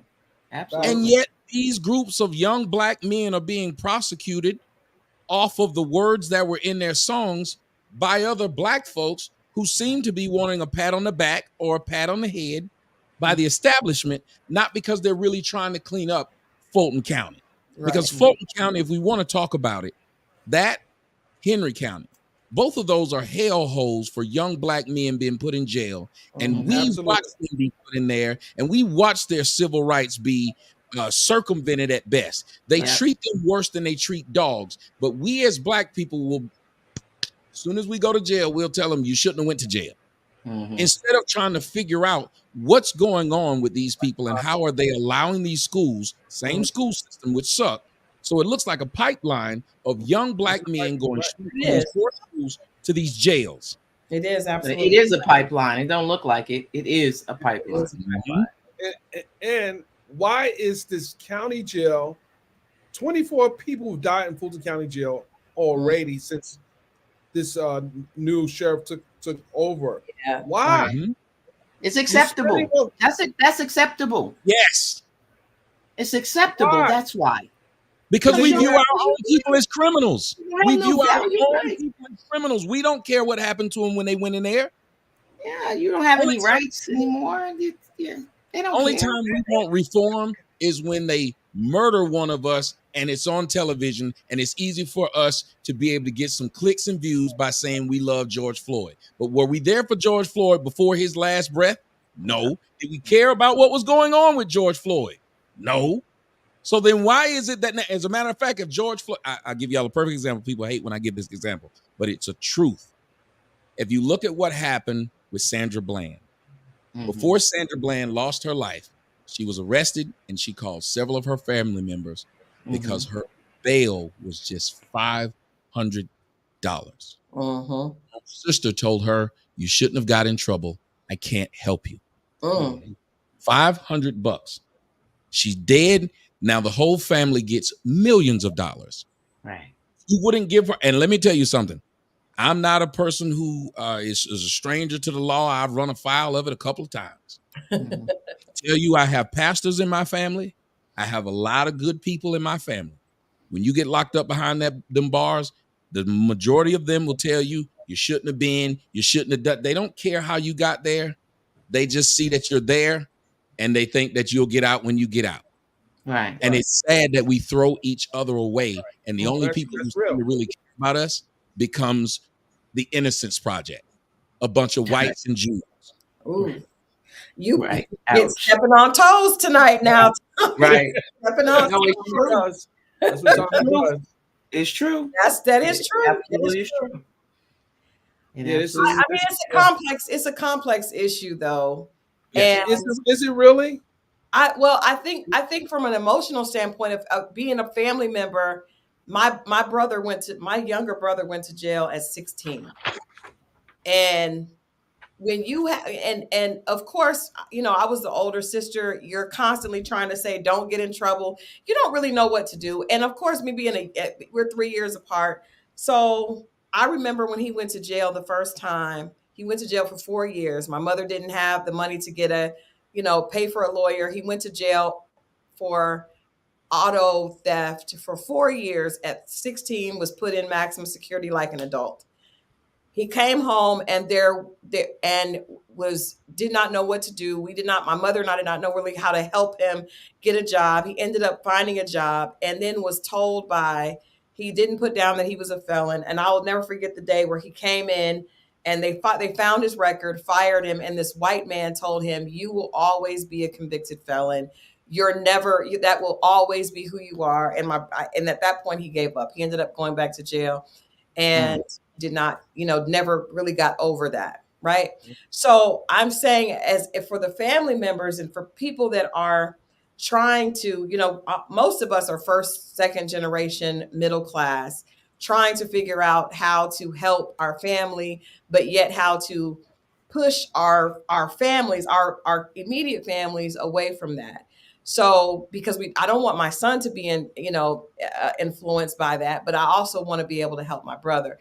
Just kind of using that analogy, as a lot of times it's not as simple as that there's not care. I think that there is a system in place that has really worked to divide us as a community, because you do have. This is doing what it was designed to do. It is. So we see. Right, but if we have the awareness about the system, why do we keep letting the system do what it was designed to do? Say it. Why I've asked this question all the time. The pro-blacks speak about this. They'll say the system's doing this, the system doing it. I said, if everybody knows what this system is doing it, or what the system is doing, how is it we still fall victim to it? If everyone knows it. It's obviously more complex than that, because at this point we have Black women that are being put in position and used as pawns to keep the system going. Keep the system going, right? Keep it going. I'm gonna do like Homer Simpson. Right. It's true. It's true. It is true. It is true. Listen, I think that we need to, as Black people, we just need to be there for each other. We need to understand that we are a traumatized people. We are. And we don't always show up walking straight. And do we want to commune on color, though? Because if you think about it, white people don't commune on color. No, they have nationalities, they have religion, they have all these different things. And I think that's where we fail when we say we as Black people, because they don't say we as whites. They have whites that don't like to. That's the default. They don't have to say we as white. They don't have to. They got whites that don't like the other side of the white. Well, they got whites that don't like the other side of the white. One mic. Oh, sorry. But I was saying they got whites that don't like the other side of the whites. You got to think about it. The bloodiest thing that happened on United States soil was what? Civil War. Civil War. It was whites versus white, and it was white people grew up in the same house. Yeah, but they was fighting over blacks. It was fighting about blacks. But they we got to do this to get to a unity. Yeah, but think about it. They said we got to do this to get to a unity. You look at what happened with the Jews. If you read the Bible, what happened when they left them out in the wilderness for 40 years? It was literally to let the ones who didn't want to follow the new order progress. They couldn't go into the promised land. You couldn't go in. God, we don't, as Blacks, we won't do what everyone else does. Have a civil war. Say we're going to go on ideal. If you idealistically cannot follow this way that we know work, then we're going to go against you before we go against anybody else. When you have a team, I don't know if any of y'all ever played on a team. You got to have a fight in practice before you can have a fight on the court with the other team. That's right. You do. That's right. Absolutely. That's right. Scrimmage. Definitely. Gotta do it. So we need a scrimmage. You saying we need some scrimmage? We gotta do it. We gotta do it. Think about it between the ninjas and the blacks. Like I hate. All my life I had to fight. We gotta do it. We gotta hold a scrimmage. No, we gotta hold a scrimmage between the blacks and the ninjas. Gotta hold a scrimmage. Oh man. We gotta say who's gonna win. We gotta say we're gonna fight. What I think I saw a movie, a white movie, where the man said, when we get back, it was Young Guns. Charlie Sheen and his brother Emilio Estevez was in the movie, and in the movie they played like Charlie was the head of the faction, and Billy the Kid was the young up and comer. He grabbed him. He said, "When we get back, you and me gonna have a fight over who gonna run this outfit. We can't both be running." Black who's the strongest. Yeah, we somebody got to decide who gonna lead and who gonna follow, and we got to handle it the right way. And I think it's time for us to do it because we have way too many ninjas or naysayers, as my man would say. We got too many naysayers. We need to let a naysayer know. And That was good. That's good. Those who know. Right. They say no. They say no. And I think we have to using say that. I did a video today, and I throw it back to y'all. But I did a video today where a woman was saying, any black man who makes $70,000 or less is not a high valued man. She said, "Oh Lord, wow. If you empty trash," she said, "if you're a fireman," she said, she kept naming these things, and I'm pretty sure you, Dennis, you guys know. One, I was shocked she didn't say anything about why we don't have enough lawyers, and that was one of the reasons why I wanted to stop you because I saw you up here, Akeisha. I think I'm saying it right, Miss Al-Shabazz. Yes. So I love seeing that. We don't have enough judges. We talk about how the system treats blacks, but if we wanted to have a better system, put more of us in the system, i.e., like the Jews did.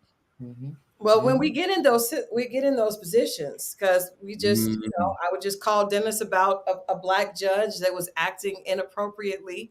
I mean, we just have to be ready for those positions, and I think we got to get the right ones in it. Yeah, we have to get the right ones in it, but we also have to hold each other accountable. Yes, when you get in there, it's unfortunate that I remember growing up from our generation. It was like, "Don't you get up in there? Don't you get up here and embarrass me?" And I think after a while we got to the point we don't like feeling like that. It's like, well, I shouldn't have to carry the weight of the entire race on my back. Well, unfortunately, sis, you do. You should. You do.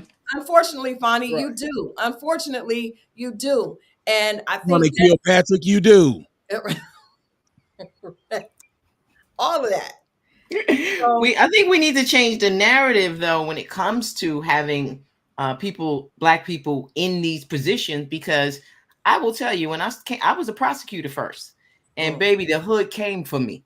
Oh, you popo now? Yeah. Oh, you right? And it same thing with the black cop, right? And what we did is we discouraged a whole generation of kids from getting into law enforcement, getting into law, getting into these positions where we can affect fundamental change. I used to tell people, you want me as the prosecutor who might understand why you were selling a couple of bags, or you want that person over there who ain't got a fucking clue, right? You want to have us in that.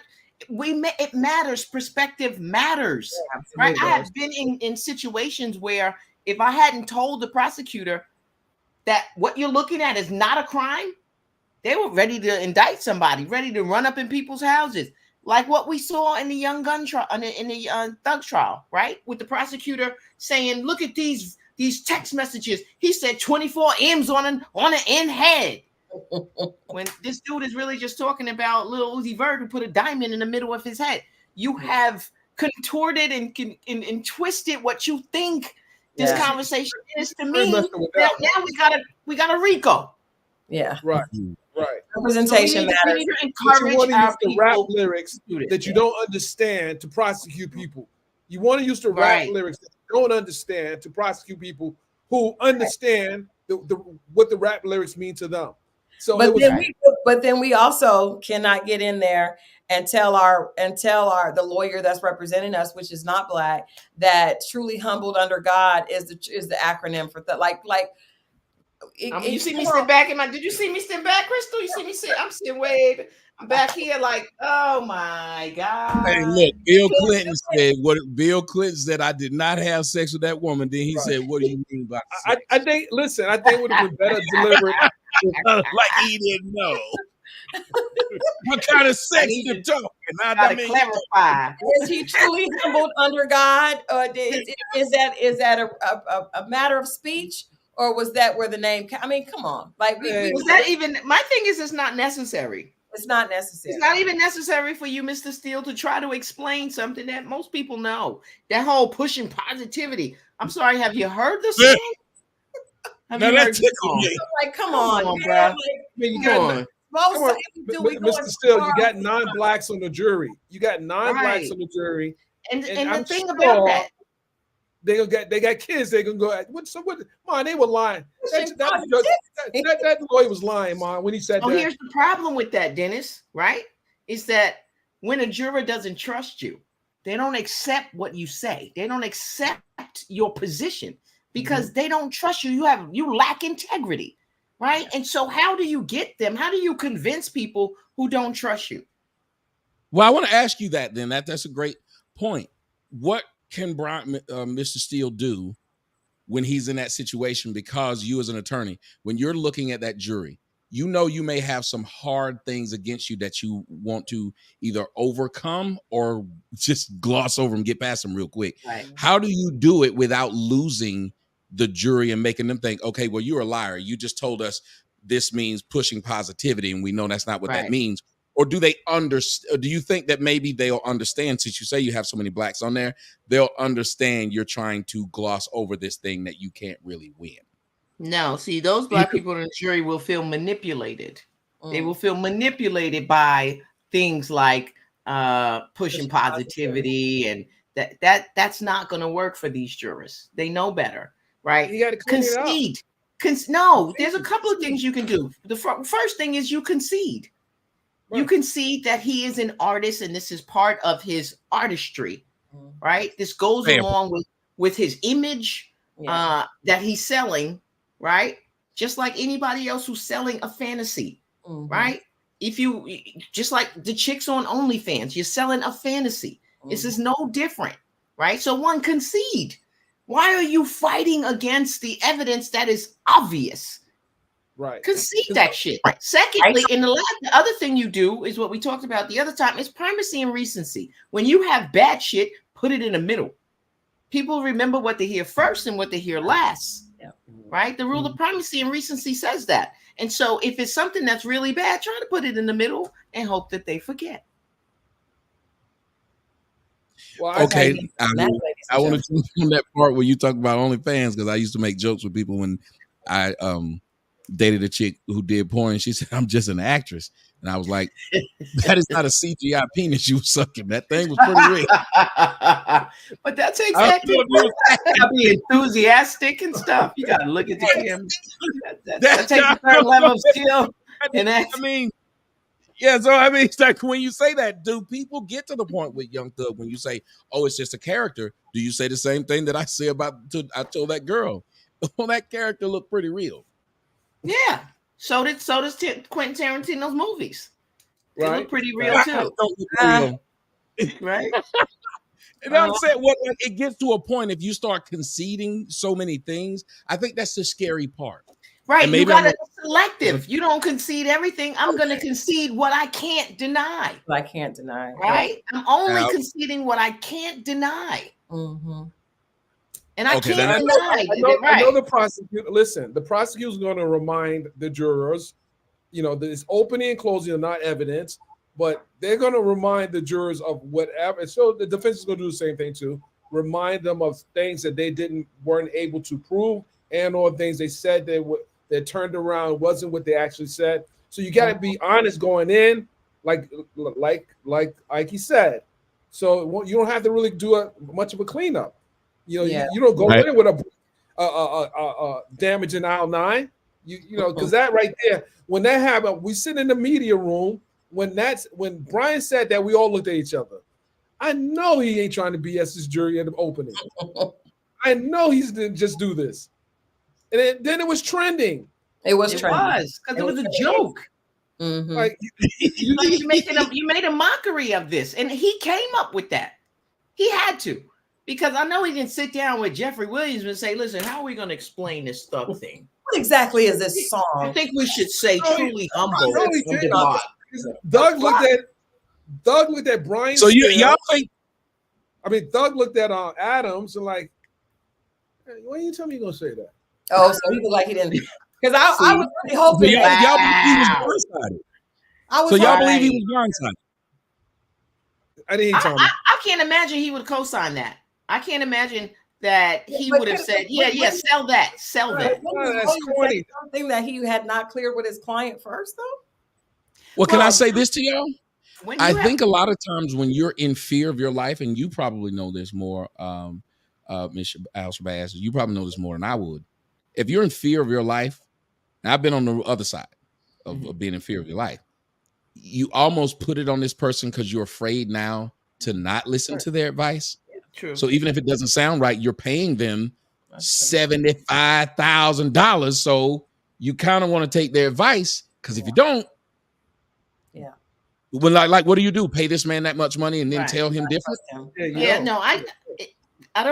It's possible, but I would imagine that it's more of a working together, right? Because this is not your everyday run of the mill client, right? So you need his input. Mm-hmm. You weren't there in 2013, 14, 15. You need his input. So he has to be participating very heavily in this case. What I do think is that he didn't have time to go over his opening statement with him. When you have a defendant who's in jail, you don't have the same meet time as you would as an out defendant, right? Because I could be like, listen, be at my office soon as we get up out of here. Go get something to eat. Meet me back in my office so we can run through what we're doing tomorrow. That's typically how you want to do a trial. But if your client is going back to jail, you're not seeing him no more. Yeah. Unless you go to the jail and you got shit to do. You got to prepare for the next day. So there's no way. So he probably didn't get to run that by him, right? And I think if he would have, he could have just said, just take that part out. Yeah. Just don't offer any explanation. Right. Take both those. See what happens. You have Stevens that gets on the stand and tells them what the YSL means. So when you do your opening, you're going to have the prosecution will have witnesses ready to testify to what the word really means, So right, but this is what I'm saying. Why? Again, I don't like when defense attorneys get in front of the evidence. Don't do that. You don't have anything to prove. Wait for the evidence to come to you. There was no need for him to do any of that. Yeah, I don't get that. I don't get that. Well, Dennis, I've got to run. This has been an amazing discussion. I really hope that we can come back and we will be able to talk about the backlash when we realize these things, that there was no evidence leading to the situation with Fani, because I just think that is not something that we want to start our 2024 off with. So I'm hoping that started already. I know, but bad. We haven't heard her response yet. We have not seen what she's going to file a response. Yes. So there's something to be said about guilt by omission. I know. You know what I mean? Like the absence of a statement also speaks volumes. I agree with you 100%. And I was really, really shocked when she chose not to. Right, she's mouthy. She's mouthy. And mouthy? Come on, you mouthy. Since when you don't have nothing to say? Not never. Now all of a sudden, not never. New York. You have the New York Times. You have Bloomberg. You have Rolling Stone. You have major sites talking about this. Right. Major outlets, rather. Yeah. National outlets. You need to get in front of this. You need to get your filing in. Don't wait the 10 days, because you don't want this to resonate with people. The longer you take to be able to address this, the more people are going to believe it, and then they're going to start doing an exploratory mission and seeing what else is out there. Yeah, and then she needs to do it in the morning. She needs to have something to say in the morning, because at this point, I was looking at my phone as we were on live. It is like it's everywhere. It is in everywhere. So enough of the pillow talk. It is salacious. We're talking over $500,000. Yeah. It's a big deal. Yeah, it's a big deal. Tommy, I want to say this, Tommy. Because we haven't been on the live with you in a couple of years, but let's do something. Let's literally do something.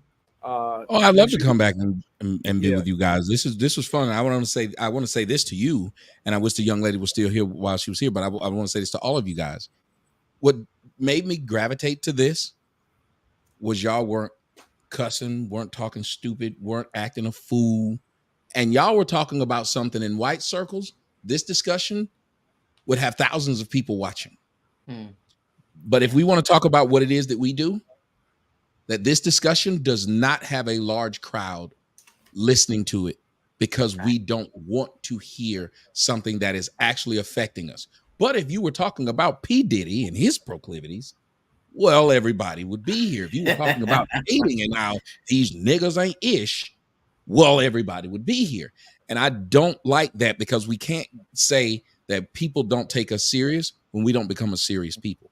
And I appreciate what you guys are doing. And I want to be a part of serious conversations like this because we shouldn't have to enter the white people zone to have a real conversation like this. So I thank you guys for having it.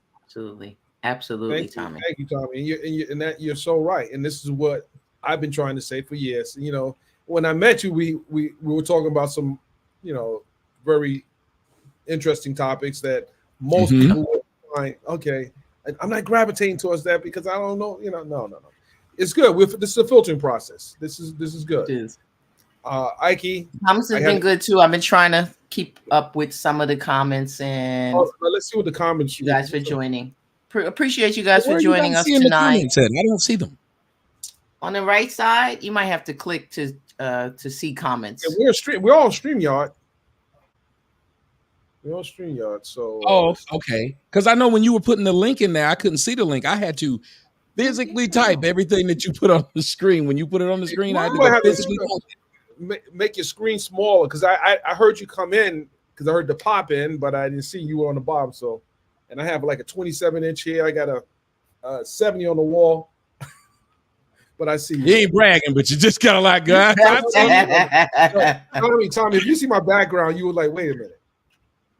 I'm a man of electronics. I love them myself. I already know. Yeah, I love stuff like that. And it's the fact that it's like you guys seem to take this serious. Like the discussion is a serious one. And I love where you were going. Serious. We didn't get a chance to get there. But that idea of it as Black people, when we do get Black people in position, I do believe we have to hold them to a higher standard. We have to be the first ones to say to them, you're not doing right, before somebody else steps up and says, well, this is why we don't hire y'all, because y'all don't even hold your own people. Seriously, we can't be putting people in high positions and then let them run amok. And say because they're Black. And we can't be used by them. Run up the bill. We complaining why the jails are overcrowded. Well, you're running up the bill and don't understand what budgets are really should be used for. You know, you get $31 million and you're spending a high portion of that on just one case, and when you got thousands of cases, someone's not getting out of jail. Someone's not getting out of jail, and some people are just gonna get railroaded. Right. You know, you someone is missing out on some honest services. That's what's happening. And it's Black people keeping Black people. We complain about the Blacks that are in jail, and then we got other Black people keeping the Black people in jail, and you got white people out on bail, and they got like 2 bodies, and they still on bail to fight their charge. When you said that about how difficult it is to prepare your client for a case when they're behind bars, and they're in a crowded jail, you could tell them how difficult it is just to get your client some time with your client. Right, just a visit, to get a visit, and that visit is probably not going to be any way we can establish a privileged conversation, if you will, right? Because there are people that are in close proximity. And I want to say, I haven't seen no reason why this judge could not grant Young Thug a bond.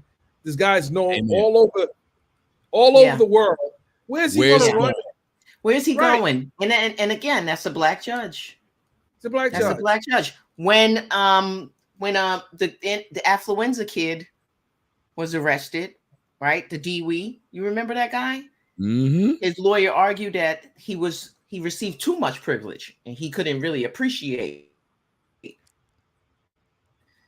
the Bird Dog young man. Wrong. And Murdaugh, 3 people and paralyzed another person. And was at home partying with his friends and putting it on Instagram. Right. Yes. Preparing for his trial. Yes. Yes, absolutely. And let's be honest, it's scary when we have Black judges. I'm sorry, Judge Glanville, but I'm a Black man first, and I put my pants on every day.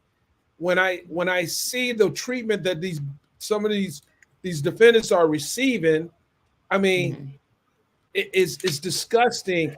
Disgusting. You give the man the benefit of the doubt to make a mistake. If he makes the mistake, now you're saying, well, this is why I didn't give him the bond. But here's the problem. Here's the problem I'm having with Judge Glanville and the fact that Jeffrey doesn't have a bond. You have the co-defendant who pled guilty to presumably some of the same charges, right? Who was a part of this violent gang. There. I'm going there. He got 10 years. You suspended 8 of those years, and you let him out after he served only 2. So how dangerous is he? Could he be? How dangerous could he be? So why can't you afford this young man who hasn't been convicted of anything? You let the guy who has been convicted out, but the guy who has not been convicted is still in. What sense is that? And how does that not undermine the public confidence in the criminal justice system? How does that? It's crazy. It's crazy. And I think Mr. His name is I don't want to call him Young Thug because they love doing that, just like calling the other brother C Murder. Jeffrey. That ain't gonna help. Call him Jeffrey. That's right, Jeffrey Williams. How do you think he feels about all these millions of people who so-called love his music? Yeah. But when it's time to stand up for justice and the same justice system that we all can be ensnared in, we're not saying exactly what you said, Miss Al-Shabazz. Yeah. We should all be saying that, whether you think he's guilty or not. He should be afforded the ability to be able to come home and put together a defense, because we see all these other people get to come home and put together a defense, including my man Donald Trump. He went in there, let him do his fingers. He went home. That's right. If they really were serious about justice, they would be down, the people that support him, they would be down in front of that courthouse with picket signs saying this judge is unfair. Free Young Thug. Yeah. Free Young Thug. Yeah. What is the difference between him and the individuals in this election interference case? They all got bonds. They all facing RICO. Doesn't make sense. It doesn't. Yep. It doesn't. He can afford it. He can afford to pay for the bond. Why, if the judge said, I want $2 million, he'd be a fool to forfeit that. Right.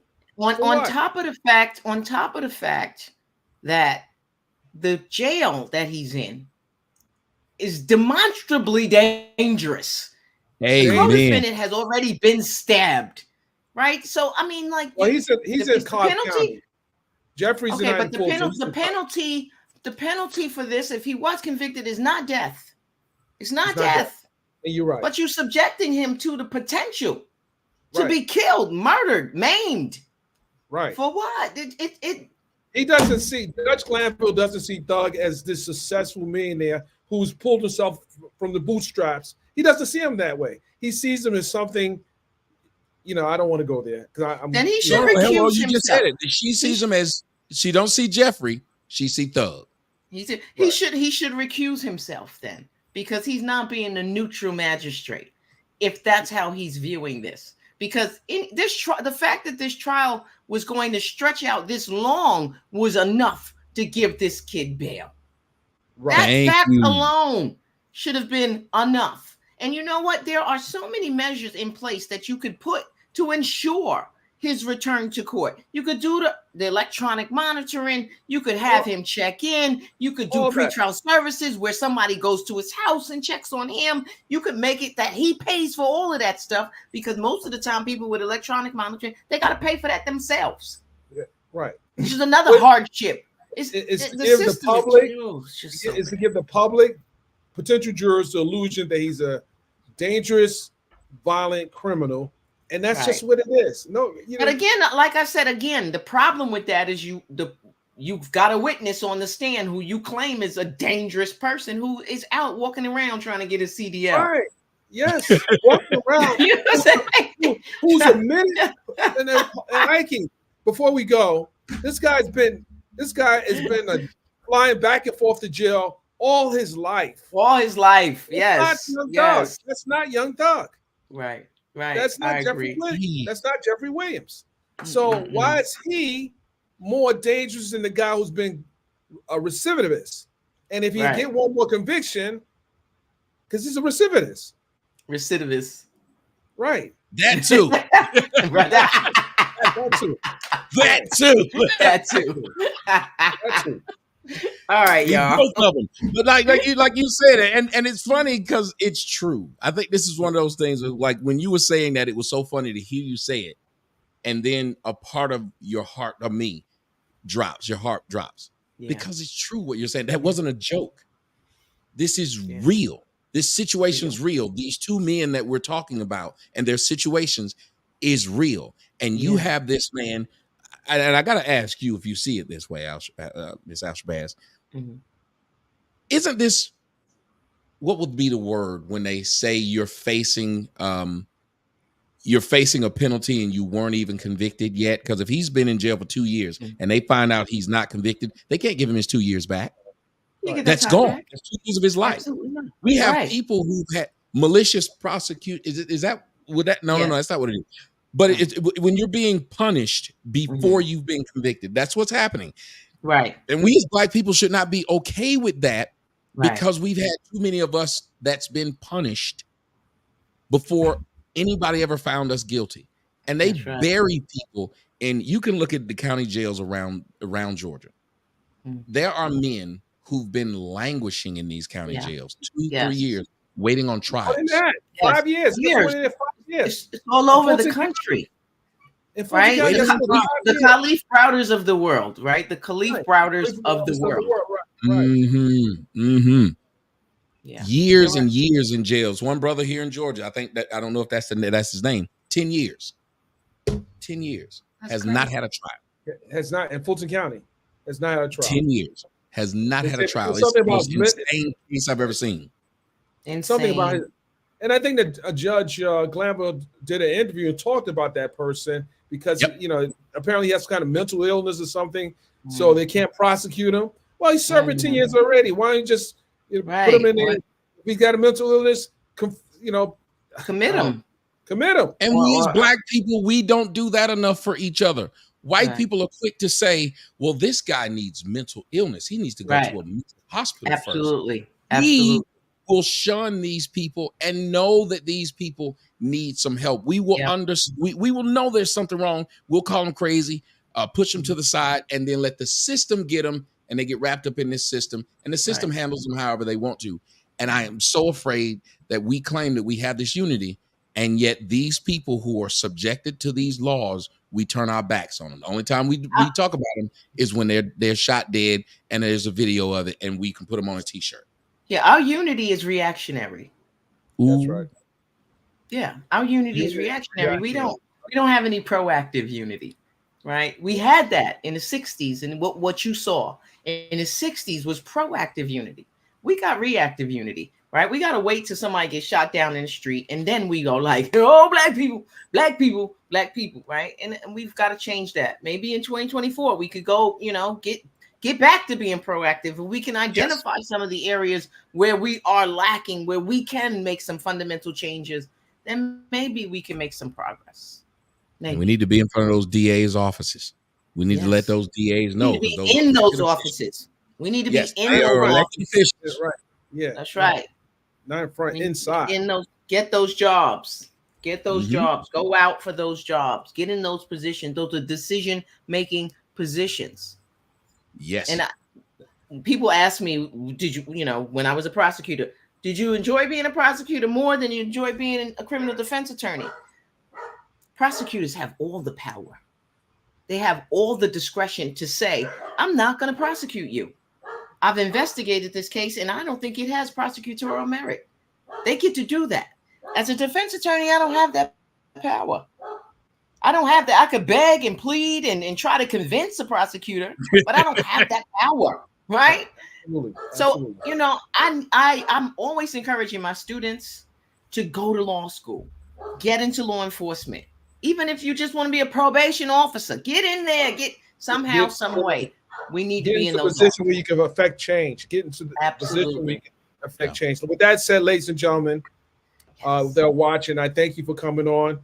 2 hours. You didn't have to be here. Make sure you hit the like button when you leave. Before you leave, hit the like button. Thank my guest, Tommy Sotomayor, and the incredible attorney, law professor Akeisha Al-Shabazz. and myself. We'll see you on our next show. We're going to take you out with a song by my artist, Southside Yoko. We're out of here. You seen too much when you see your mama cry. Every tear that fell caught a homicide. And it ain't too many angels in the place that I'm from, but they'll put a halo on anybody, Lord. Not too many I can say that got me, Lord. Even when I go astray, I'm still your son.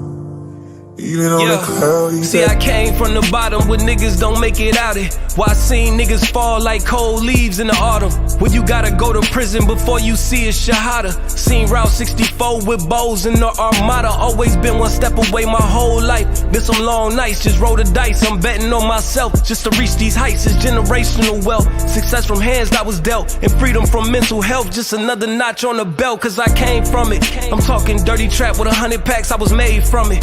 I'm talking streets that kill you dead, go get a trade or something. Seen a lot of lives lost to this game for nothing. Mama said I'm from the gang, but you ain't claiming nothing. Go to school, go read a book, go play the game or something. But shit, your focus start to change when your stomach touching. I guess it is what it is. We can't go back to them days we was kids, so let me live it. You seen too much when you see your mama cry. Every tear that fell caught a homicide. And it ain't too many angels in the place that I'm from.